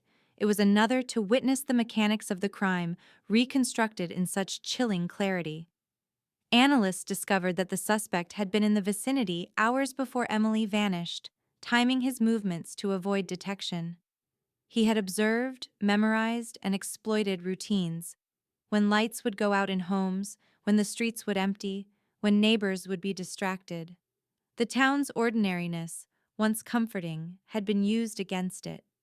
The detectives felt a cold shiver as the timeline filled in, the methodical orchestration of a crime hidden in plain sight. The microforensic discoveries also revealed unexpected connections. A partial DNA match from a seemingly unrelated minor crime, collected years prior, corresponded with fibers found in Emily's room. The revelation suggested that the suspect had engaged in similar behaviors elsewhere, hinting at a pattern previously unrecognized. Detectives began reviewing old cold cases across neighboring counties, searching for correlations, linking past anomalies with present evidence. The process was painstaking, a methodical excavation of the past using the tools of the present. Each revelation, however minor it seemed, was a domino that could tip the balance toward a more complete understanding of Emily's final hours. Meanwhile, the community remained on edge. Though the trial had concluded, whispers of hidden details persisted. Parents scanned the streets, teachers recounted lessons learned from the case, and neighbors recounted stories once dismissed as inconsequential. Every new forensic disclosure was picked up by the local press, framing Emily's story not as a closed chapter, but as a cautionary tale whose layers were still being uncovered. The town oscillated between relief that justice had been served and fear that hidden truths still buried might yet reveal more horrors. Emily's family, too, found themselves revisiting the night in new dimensions. They pored over reconstructions, walked the streets she had walked, traced her last movements with maps and photographs, trying to grasp how someone they knew so intimately could have been taken so efficiently. Each forensic revelation brought clarity and anguish simultaneously. Her parents struggled with the realization that the intricate timeline, so carefully reconstructed, showed their daughter navigating familiar streets while unknowingly steps away from danger. The emotional weight was unbearable, yet necessary. The past, in minute detail, was being illuminated, and only through illumination could the family hope to fully comprehend what had been lost. In parallel, the suspect's behavioral patterns were scrutinized in forensic detail. Analysts studied his movements leading up to the crime, identifying windows of opportunity he had exploited. Surveillance footage from local stores, logs of phone calls, even mundane grocery receipts were pieced together to form a chilling mosaic of planning and intent. Each small detail, the time he arrived at the corner store, the route he drove to avoid cameras, the places he lingered near Emily's neighborhood, revealed the meticulous premeditation behind what had initially seemed a sudden disappearance. The investigation had evolved from reactive to predictive, tracing not just what had occurred, but the calculated logic underpinning it. The deeper detectives delved, the more they understood the significance of the smallest evidence: fibers, residues, fingerprints. They were no longer static pieces of a 2001 puzzle, but dynamic clues whose implications spanned both geography and time. Analysts discovered that fibers from Emily's bedroom matched materials used in products sold near the suspect's previous residence. Residues on the windowsill corresponded with chemicals commonly found in his garage. Each discovery, though microscopic, expanded the narrative, revealing that what seemed invisible had been meticulously orchestrated, leaving trails for those equipped to see. Public interest surged with each revelation. Reporters returned to the streets, interviewing residents, retracing the case's history, and reporting on forensic breakthroughs that were as intricate as they were disturbing. Community members, once passive observers, became active participants in the collective memory of the case. They revisited parks, retraced Emily's steps, and reflected on details that now, in hindsight, seemed ominous. Every fragment of past observation gained significance. Every shadow cast on September 14, 2001, seemed now laden with foreboding intent. The investigators' obsession with detail led to another chilling insight. The suspect had repeatedly placed himself in locations where he could observe potential victims without drawing attention. His knowledge of community rhythms, school schedules, and neighborhood patterns was not incidental. It was deliberate. Analysts speculated on the psychological mechanisms enabling such behavior: an uncanny patience, a manipulative intelligence, and a capacity for meticulous planning that allowed him to exist undetected for years. The understanding of his modus operandi not only contextualized Emily's disappearance, but also offered predictive insights for preventing future crimes. As the investigation deepened, the forensic team discovered additional microtraces that linked the suspect to items in Emily's home. A faint chemical residue on her desk, undetectable in earlier analyses, corresponded with substances known to be used by the suspect. Fiber analysis confirmed traces on her clothing that matched materials in his possession years later. These incremental discoveries, painstaking in their accumulation, illustrated the power of persistence and the transformative potential of modern forensic science. Small, overlooked details coalesced into a robust chain of evidence, each link reinforcing the narrative of premeditation and concealment. Throughout the community, the emotional impact of these revelations was palpable. Parents, educators, and local leaders grappled with the stark realization that the town's perceived safety had been an illusion. Streets once taken for granted became symbols of vulnerability.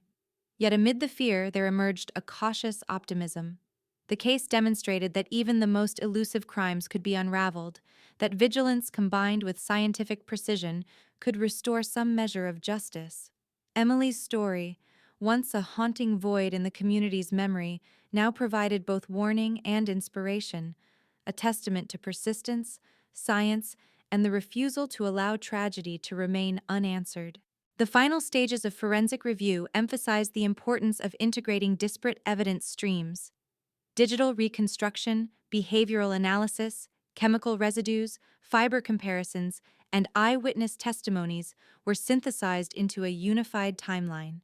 Each piece of evidence was validated through cross-referencing, producing an almost cinematic depiction of Emily's final night. For the detectives, the painstaking accumulation of detail was both a professional triumph and a haunting journey through the minutiae of a crime that had profoundly affected countless lives. Emily's family witnessed the culmination of years of work with a mixture of relief and sorrow.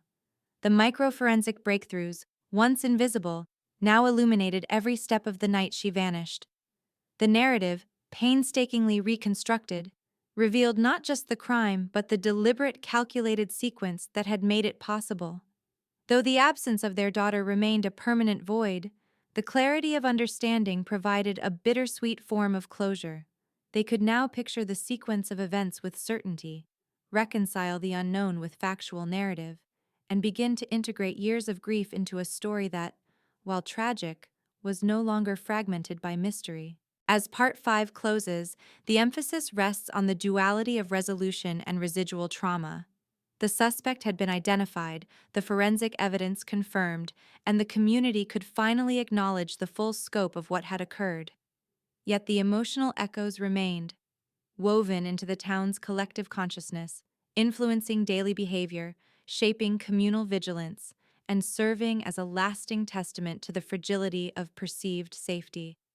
Emily Hartman's story, meticulously reconstructed through science, perseverance, and relentless investigation, had transitioned from a haunting cold case to a definitive narrative of both loss and resolution.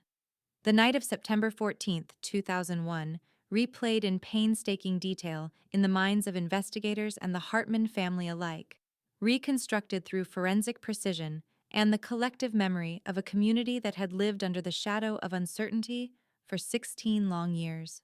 Streets once ordinary now appeared charged with latent menace. Sidewalks, park benches, the empty corridors of Emily's school. Every location held a story that had been hidden in plain sight. Detectives walked these spaces again and again, tracing steps that had once vanished into darkness, mapping each movement with relentless care. Each footfall, each pause, each glance became a thread, woven into a tapestry that revealed the cruel choreography of that night. Emily's bedroom remained the epicenter of this reconstruction. The diary, previously a simple record of teenage musings, now offered subtle cues that aligned with forensic evidence. Pages once dismissed as banal took on new significance. Mentions of a figure in the park, references to disjointed phone calls, fleeting feelings of unease. Analysts cross-referenced these entries with microtraces found on the carpet, chemical residues on the windowsill, and fiber fragments that had been collected 16 years prior. Each piece of evidence, when placed against the backdrop of her written observations, revealed an almost cinematic sequence of intrusion, observation, and ultimately abduction. Detectives reconstructed the suspect's movements with obsessive precision. Surveillance from local stores, credit card logs, and cell phone tower records were meticulously aligned with Emily's last known whereabouts. The suspect's ability to anticipate normal routines, knowing when streets would be empty, when neighbors would be distracted, when lights would be out, demonstrated a chilling blend of patience and cunning. Forensic analysts recreated these movements digitally, producing timelines that left no detail unexamined.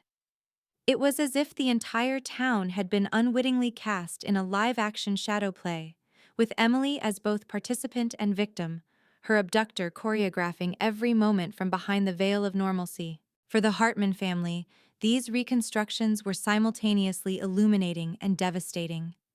They walked the streets with investigators, following the steps Emily had taken, reliving the moments that had preceded her disappearance. Every corner, every street lamp, every park bench became imbued with memory and dread. Her mother could recall the way Emily had once lingered at the park, laughing with friends, unaware that her path would be intersected by calculated malevolence. Her father, noting the precise timing of the suspect's movements, felt the tension of that night unfold again, as if the past were an invisible specter guiding every present moment. Neighborhood witnesses, long forgotten or dismissed, were interviewed once more, their recollections forming critical links in the narrative. A man who had seen an unfamiliar car parked near Emily's house years earlier remembered details with startling clarity when prompted: the make, the color, the partial license plate. Another recalled a shadowy figure near the park, observing children playing.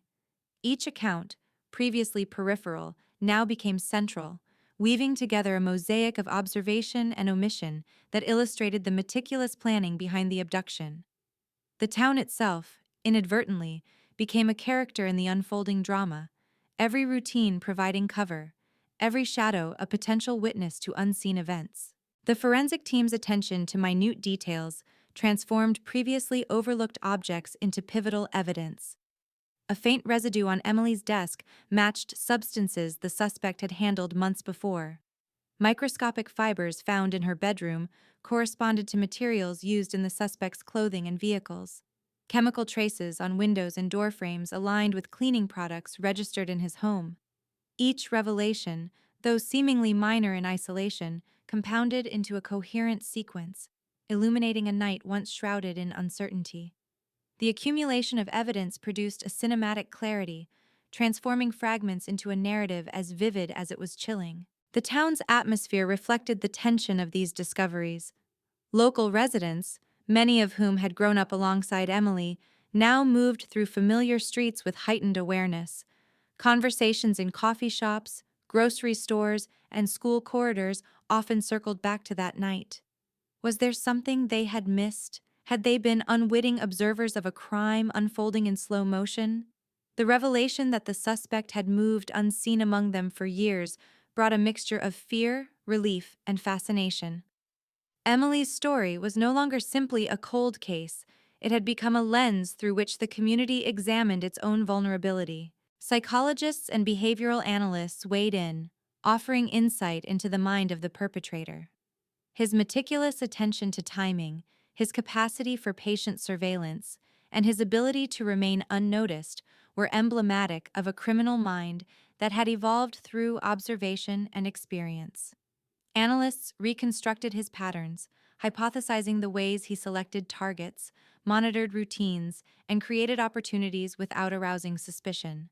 The insights were both instructive and disturbing, highlighting the thin veneer separating ordinary life from predatory behavior. Every revelation heightened the dramatic tension of the story, underscoring the calculated cruelty that had intersected with the ordinary rhythms of the community. Emily's family grappled with the duality of revelation and trauma. Each forensic detail provided clarity, yet simultaneously magnified the horror of what had occurred. Her diary, once a repository of everyday thoughts, became a tool for understanding the predator's methodical approach.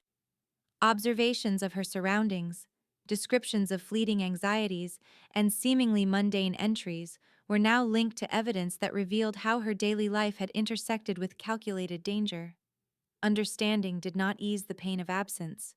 It amplified the emotional weight of knowing exactly what had been orchestrated against their daughter. The reconstruction extended to the night itself, with investigators piecing together the final hours in painstaking, almost cinematic detail. Emily's walk to the park, her interactions with friends, the brief detour to a local store, all were mapped against the suspect's location, movements, and surveillance. Every step she took was a step toward an encounter meticulously planned to avoid detection. Shadows were analyzed for line of sight, street lighting assessed for visibility, and auditory factors considered in recreating the environment. The level of detail created a tension reminiscent of thriller cinema, allowing those involved to visualize the sequence while grappling with its tragic inevitability. Community reaction mirrored the intensity of these reconstructions.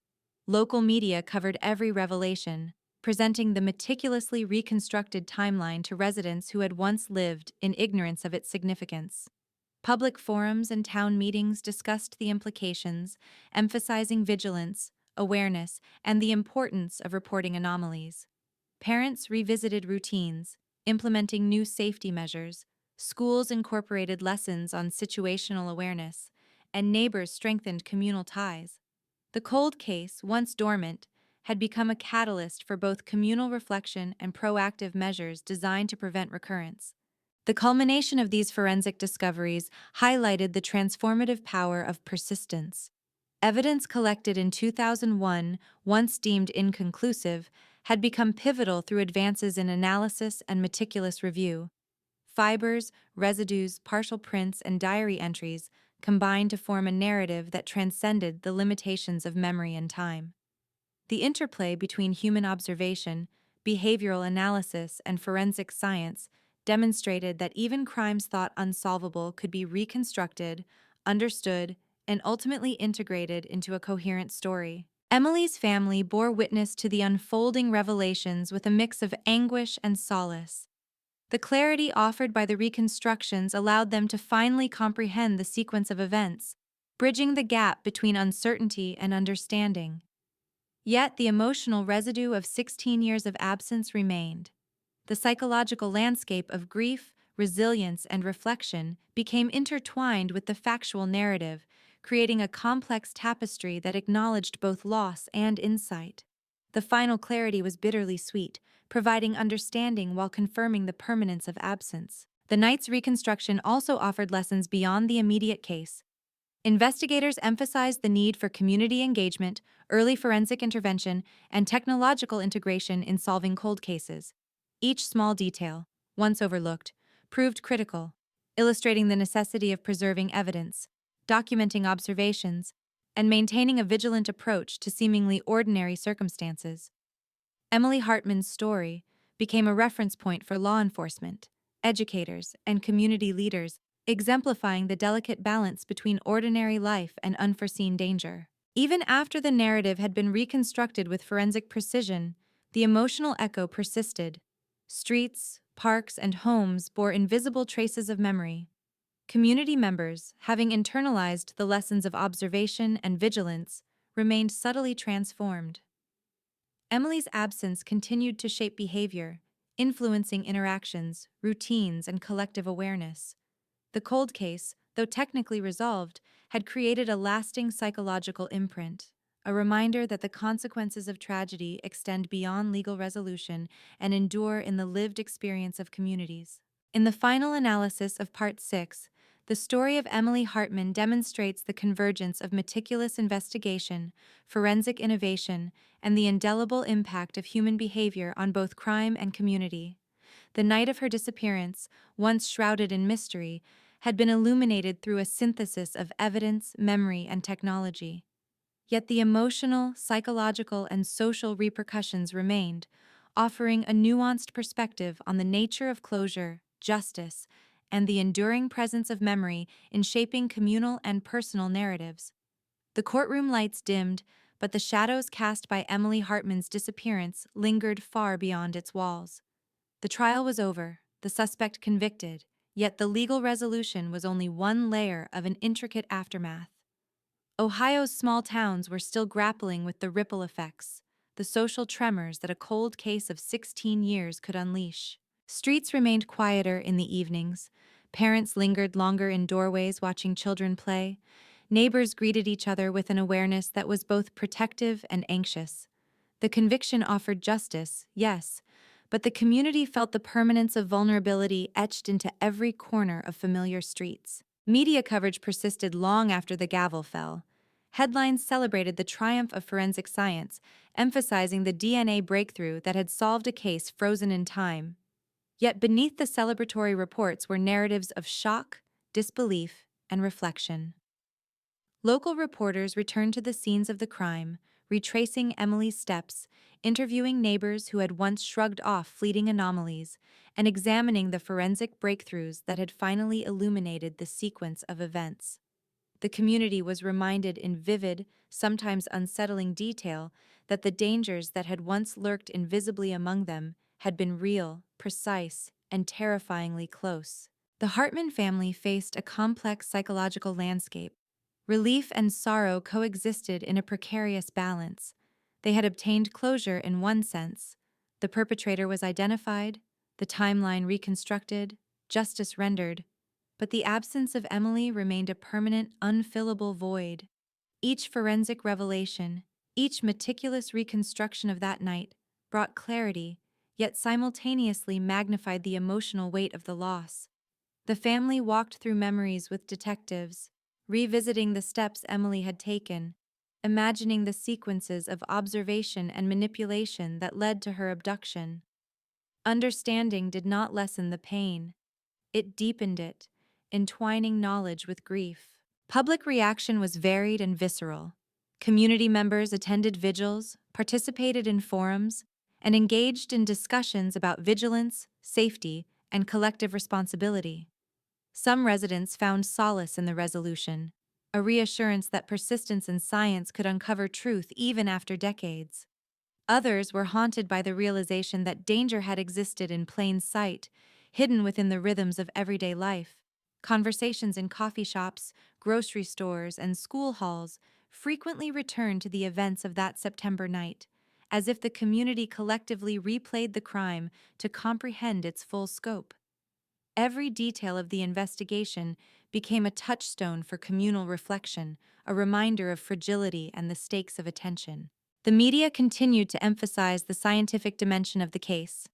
Analyses of the DNA breakthrough, fiber matches, and chemical residues were detailed across multiple platforms. Podcasts dissected the sequence of events, local news featured interviews with forensic experts, and social media threads chronicled the timeline of the investigation from 2001 to conviction. The case became a template for how cold cases could be solved with patience, technology, and meticulous attention to detail. Yet each revelation was a double-edged sword, informative, empowering, but also a stark reminder of the meticulous cruelty behind the crime. Law enforcement seized the opportunity to institutionalize lessons learned. Training programs for detectives emphasized the importance of evidence preservation, detailed observation, and revisiting old cases with new technology. The Hartman case became a case study in procedural diligence, illustrating that even seemingly minor clues could become pivotal years later. From minor fingerprints to fibers, residues, and digital reconstructions, every element of the investigation was incorporated into teaching modules and investigative protocols. The story transitioned from personal tragedy into a resource for justice, ensuring that Emily's absence would prevent similar losses for others. The community, too, underwent a subtle transformation. Citizens became more attentive, cultivating an awareness that blended vigilance with empathy. Neighborhood watch programs expanded, school safety initiatives were implemented, and parents fostered open dialogue about awareness and intuition. Emily Hartman's story became both a cautionary tale and a blueprint for community action. The cold case had proven that the intersection of ordinary life and deliberate malice could be mapped, understood, and mitigated. While fear persisted, it was tempered by knowledge, and that knowledge empowered collective resilience. Emily's diary, once a private record of adolescence, assumed public significance. Experts analyzed entries for behavioral cues, subtle references to unease, and observations of surroundings. Each page was cross-referenced with forensic discoveries, fibers, residues, and eyewitness accounts to produce a cohesive picture of her final hours. The diary, previously a simple narrative of youth, became a critical component in understanding the interplay between victim behavior and the abductor's meticulous planning. It offered insight not only into Emily's experience, but also into the subtle vulnerabilities that predators exploit, transforming personal documentation into public education. Legal analysts dissected the trial for procedural and societal insights. The case illustrated how technological advances, particularly in DNA profiling, could transform investigations long considered dormant. It also highlighted the interplay between meticulous evidence gathering, witness testimony, and behavioral profiling. The trial underscored the importance of timing, resource allocation, and the integration of old and new methodologies. For students, practitioners, and law enforcement officers, the Hartman case became a living classroom, demonstrating that even cold cases could yield clarity when persistence met innovation. The suspect's conviction resonated beyond the courtroom. It offered vindication for the Hartman family, validation for investigators, and a sense of communal justice. Yet the emotional residue of trauma remained palpable. Streets remained etched with memory. Parks, sidewalks, and homes held invisible traces of past terror. The psychological landscape of the community had shifted permanently. Residents navigated a heightened awareness, balancing vigilance with daily routines. Even after legal closure, the events of that night continued to influence behavior, shaping a collective consciousness attuned to the fragility of safety. Educational initiatives emerged, rooted in both forensic science and social awareness. Schools integrated lessons on situational awareness, observation, and personal safety, emphasizing the practical applications of behavioral analysis and forensic methodology.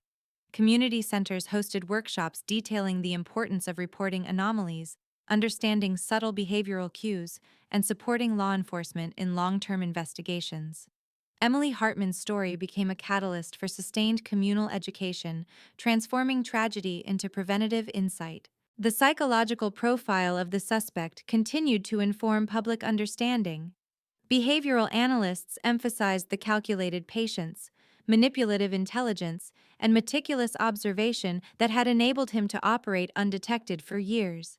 These insights were disseminated through media, seminars, and educational forums, providing context not only for Emily's case, but also for understanding patterns of predatory behavior more broadly. The narrative extended beyond the specifics of a single crime, offering a lens through which communities could assess risk, recognize warning signs, and enhance protective measures.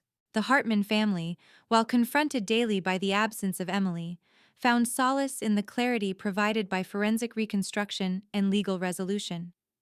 They engaged with community initiatives, educational forums, and media projects aimed at raising awareness.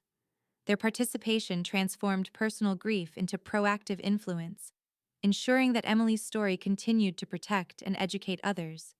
Each engagement, each lecture, each public appearance reinforced the dual legacy of the case, a narrative of tragedy and a blueprint for vigilance, education, and resilience. The broader societal impact was undeniable. The cold case, once a dormant file, became emblematic of the transformative power of technology, persistence, and forensic science. Law enforcement agencies across the state examined the investigation's methodology, adopting practices that emphasized evidence preservation, microanalysis, and revisiting unresolved cases with new tools. Emily Hartman's disappearance, once an unsolved mystery, became a testament to the integration of human observation and scientific innovation, demonstrating the capacity to convert years of uncertainty into actionable understanding. Even years after the trial, the emotional resonance of the case persisted. Residents reflected on their proximity to danger, revisited their routines with renewed awareness, and internalized the lessons learned from a crime that had once seemed inscrutable. Streets, parks, and homes carried invisible imprints of history, subtle reminders that vigilance and knowledge were indispensable. Emily Hartman's story had transformed from personal tragedy to societal touchstone, its implications extending into everyday life, community consciousness, and law enforcement practice. As Part 7 concludes, the emphasis rests on the duality of resolution and enduring impact. Justice had been served through conviction. Forensic breakthroughs had illuminated the sequence of events. The suspect's methods had been dissected and understood.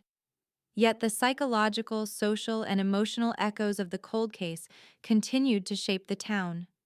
Emily Hartman's story remained a testament to the fragility of safety, the power of perseverance, and the enduring relevance of vigilance, ensuring that the legacy of her disappearance continued to influence both personal behavior and communal practice. Even as the courtroom emptied and the cameras packed away, the ripples of Emily Hartman's case persisted, seeping into the quiet rhythms of Ohio life. Streets once ordinary now carried invisible memories, as if the very pavement retained echoes of that September night. Parents walked children to school with sharpened attentiveness. Neighbors exchanged wary glances at dusk, and community watch programs became permanent fixtures rather than temporary responses. The town had survived a revelation of unimaginable cruelty, but survival did not erase the marks left behind. Awareness had been forever altered. For the Hartman family, life continued under a dual lens: grief and understanding. Every photograph of Emily, every diary entry, every memory of ordinary teenage life became infused with new significance. They engaged with investigative teams long after the trial, reviewing minute forensic details, revisiting timelines, and contributing insights from their personal knowledge of Emily's routines. Each meeting reinforced both the precision of the investigation and the permanence of their loss. Relief existed, yes, but it was threaded with the raw, enduring pain of absence. Their world had been meticulously reconstructed, yet the void could never be fully filled. Community members navigated a complex emotional landscape. Relief intertwined with lingering suspicion, a subtle fear that danger could once again exist undetected in the familiar. Parents adjusted routines, extra lighting on streets, checking routes to school, monitoring social interactions. Teachers and administrators incorporated safety education into lessons, emphasizing awareness without generating paranoia. The story of Emily Hartman became both a cautionary tale and a source of proactive action, influencing behavior at every level, from casual observers to local leaders. Even years later, the psychological imprint remained, an invisible gravity shaping the communal atmosphere. For law enforcement, the case became a model of diligence, persistence, and the evolution of investigative methodology. Analysts presented detailed breakdowns of fiber matches, chemical residues, and the DNA sequences that had finally revealed the perpetrator's identity. Training programs incorporated the case extensively, using the Hartman investigation to teach new generations of detectives the value of revisiting cold cases with modern techniques. The integration of microforensic analysis, behavioral profiling, and cross-referencing historical evidence became a blueprint for solving other cases long considered unsolvable. The transformation of a dormant file into a detailed, actionable narrative became a point of professional pride and a lesson in persistence. Media narratives continued to explore the story from multiple angles. Features detailed not just the crime, but the methodology, the community impact, and the evolution of forensic science that allowed the breakthrough. Podcasts, documentaries, and local news specials examined every element: the suspect's behavior, the forensic discoveries, the psychological trauma endured by the family, and the lessons learned by the town. Emily Hartman's story became a narrative of both tragedy and triumph, illustrating the interplay of human resilience, scientific innovation, and procedural diligence. Yet every retelling also reminded the public of the darkness that had existed in plain sight for so many years. Educational initiatives flourished, rooted in both forensic science and social responsibility. Schools held workshops on observation, personal safety, and the importance of community vigilance. Local organizations conducted seminars on the role of microforensic analysis, demonstrating how even the smallest details, a single fiber, a residue, or a minor discrepancy in a timeline, could become pivotal in solving cases. Emily's story transformed from personal tragedy to collective education, bridging the gap between grief and empowerment, showing that vigilance and knowledge could save lives when combined with action. Psychologists emphasized the enduring emotional impact of the case. Families, neighbors, and witnesses continued to process the long-term trauma, navigating both overt grief and subtle anxiety. The reconstruction of Emily's last night, while providing clarity, also amplified awareness of human vulnerability. Behavioral specialists spoke publicly about the subtle cues victims exhibit, the predatory patterns offenders employ, and the importance of community support in mitigating long-term psychological consequences. Emily's disappearance became a lens through which experts educated both professionals and the public about the intersection of crime, memory, and emotional resilience. The Hartman family, deeply engaged in these initiatives, became community advocates. They shared insights, spoke at educational events, and collaborated with law enforcement to highlight the importance of early intervention and meticulous observation. Their participation transformed private grief into a form of public service. Through workshops, public talks, and media appearances, they ensured that Emily's life continued to exert influence, shaping policies, procedures, and communal awareness. The transformation of tragedy into action became a living testament to both resilience and commitment. The town itself underwent subtle yet profound changes. Neighborhood watch programs became institutionalized, safety audits were conducted on public spaces, and awareness campaigns highlighted the need to remain attentive to everyday surroundings. Streets were redesigned to enhance visibility, park surveillance was improved, and social initiatives encouraged residents to report anomalies promptly. Emily Hartman's story, once a chilling narrative of loss, had become a catalyst for systemic community change, reinforcing the idea that tragedy can foster vigilance, education, and communal responsibility. Even years after the trial, residual fear persisted. Streets, parks, and public spaces carried invisible reminders, subtle cues that prompted attentiveness. Residents maintained a cautious optimism, the sense that while justice had been served, the world remained unpredictable. The psychological imprint of the case extended beyond immediate neighborhoods, influencing regional perceptions of safety, behavior, and collective responsibility. Emily's disappearance was no longer simply an unsolved crime. It had become a living reference point for awareness, education, and preparedness. Legal scholars highlighted the Hartman case as an exemplar of procedural innovation and perseverance.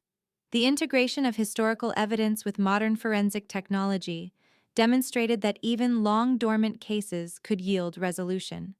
The case reinforced the necessity of maintaining meticulous records, preserving evidence indefinitely, and leveraging technological advances to reinterpret previously inconclusive findings. Emily Hartman's story illustrated that time, while it can obscure, cannot ultimately erase the truth when pursued with diligence, precision, and unrelenting focus. The broader societal impact of the case extended into policy, training, and community organization.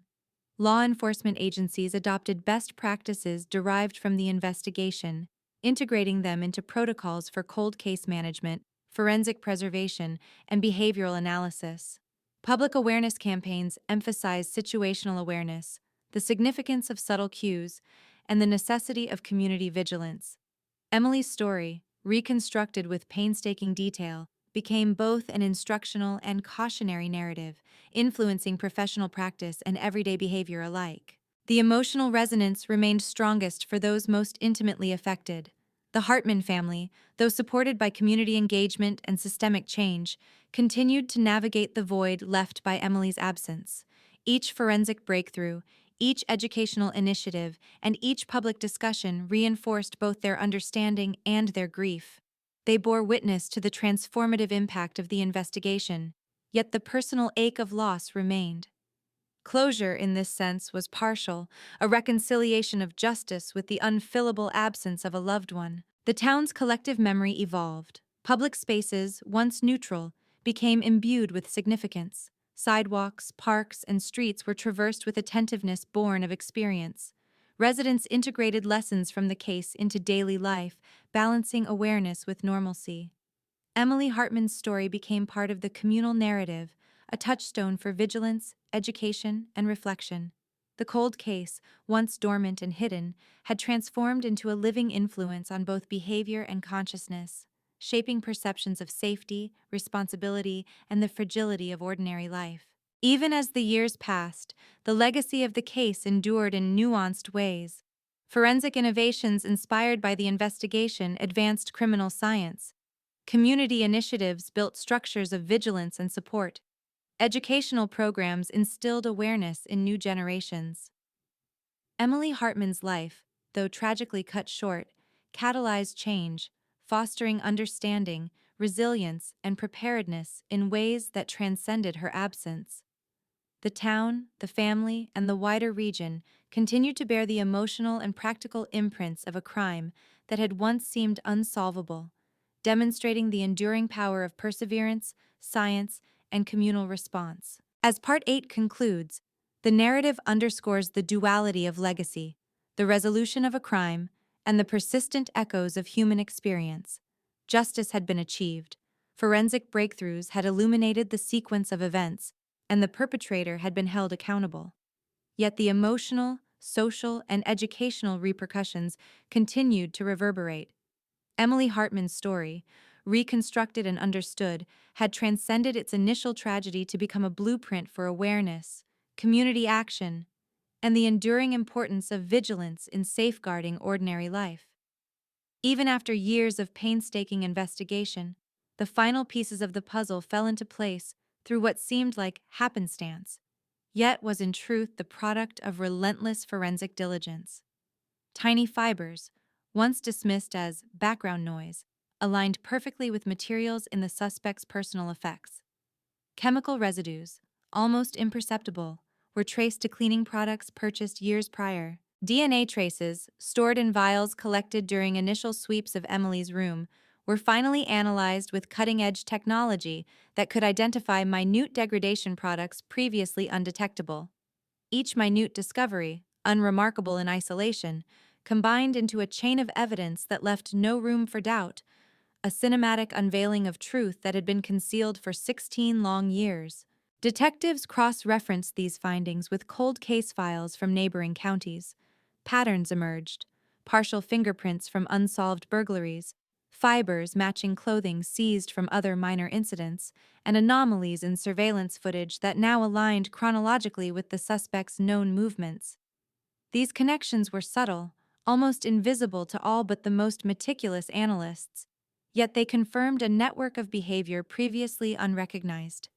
Emily's case, once isolated and enigmatic, now fit into a broader pattern, revealing that the perpetrator had operated not only with patience, but with systematic precision across multiple locations and years. The breakthrough forced law enforcement to re-examine protocols. Analysts realized that evidence previously deemed inconclusive could be pivotal if reconsidered through new technological lenses.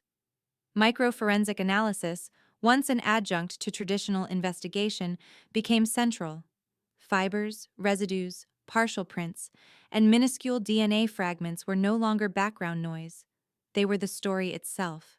The narrative of Emily's disappearance crystallized through these previously hidden details, transforming a cold case from an abstract tragedy into a precise, documented sequence of events. The clarity was both triumphant and chilling, revealing the calculated mechanics of human malevolence.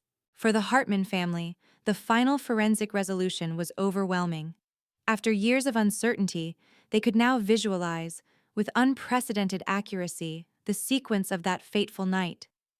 Emily's steps, the intruder's maneuvers, the interactions with the environment, they could reconstruct every movement through data, images, and chemical analysis. Relief existed, yes, but it was intertwined with the persistent ache of absence.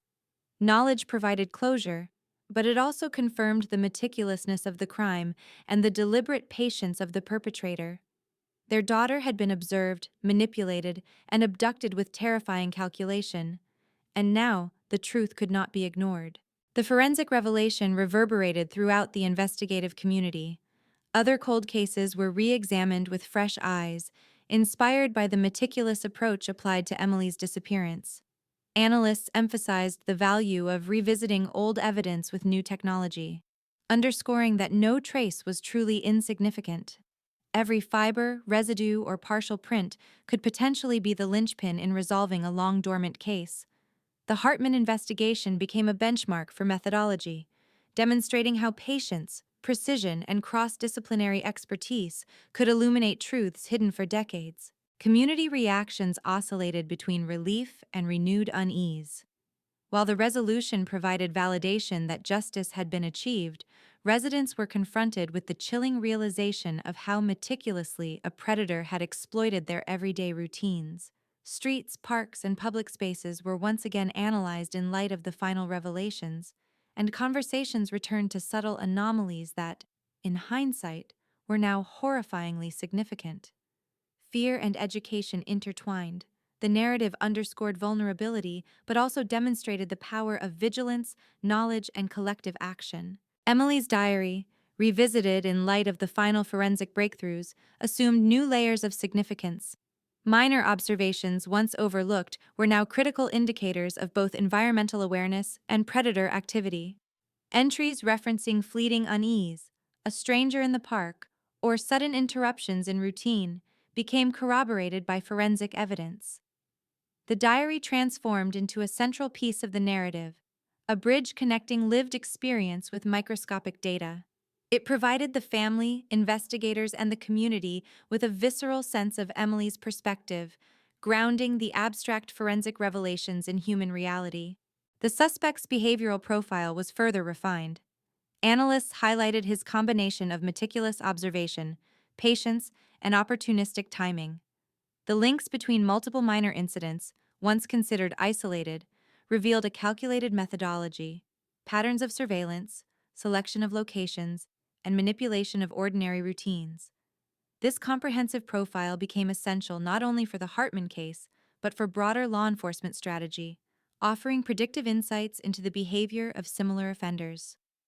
Understanding the perpetrator's methods provided both closure and practical lessons in preventing future crimes. Legal professionals marveled at the integration of microforensic evidence with narrative reconstruction. The convergence of fiber analysis, chemical residues, DNA sequencing, and behavioral insight had produced a coherent, almost cinematic timeline.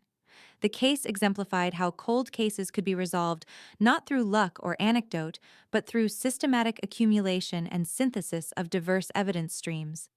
The methodology itself became a model, influencing training programs, investigative standards, and protocols nationwide.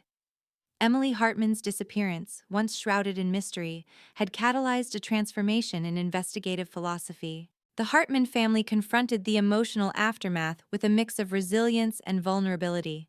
Each new forensic insight was simultaneously enlightening and haunting. They now understood the full extent of the predator's manipulation, the timing, and the sequence of abduction. The clarity, though necessary, underscored the meticulous cruelty of the crime.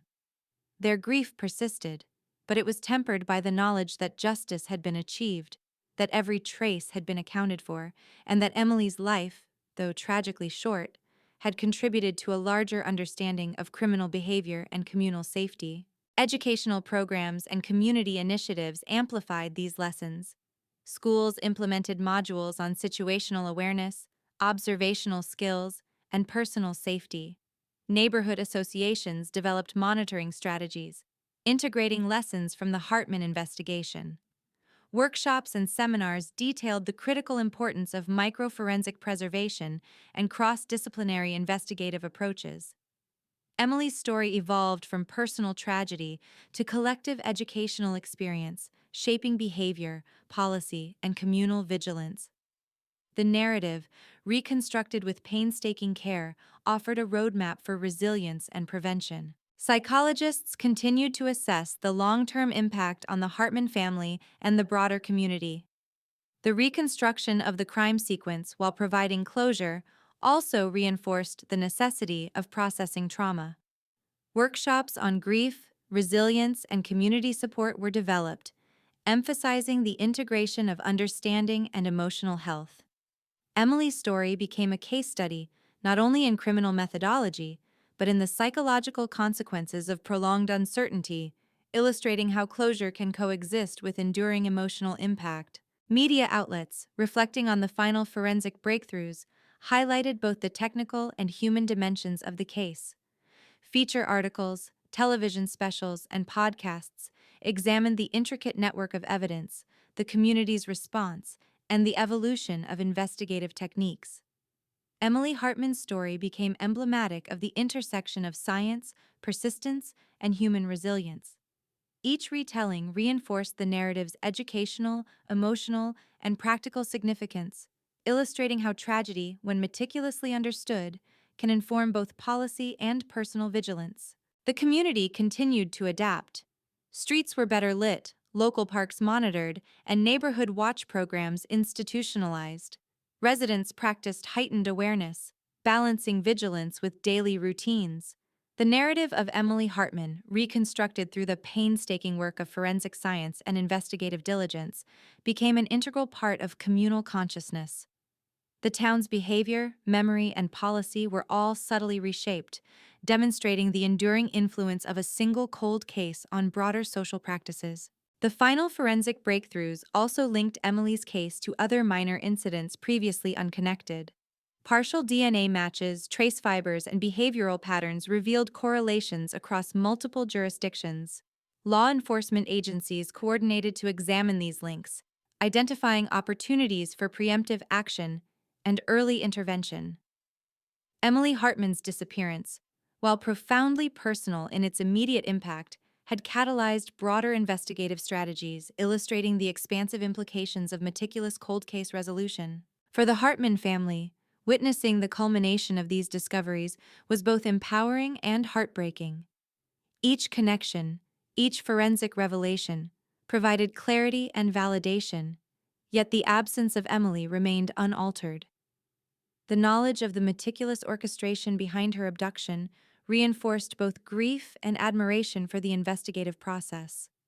Their engagement with investigators, educational programs, and media initiatives ensured that Emily's story transcended personal tragedy to influence procedural standards, community safety, and collective awareness. Even as years passed, the emotional and societal reverberations endured. Emily's story informed behavior, guided policy, and shaped communal consciousness. Streets, parks, and homes carried invisible traces of memory, subtle reminders that vigilance and understanding were essential. The cold case, once dormant and enigmatic, had evolved into a narrative of justice, education, and enduring societal impact. Emily Hartman's disappearance, meticulously reconstructed through forensic precision, persistence, and behavioral insight, had transformed from tragedy into a lasting blueprint for awareness, resilience, and communal responsibility.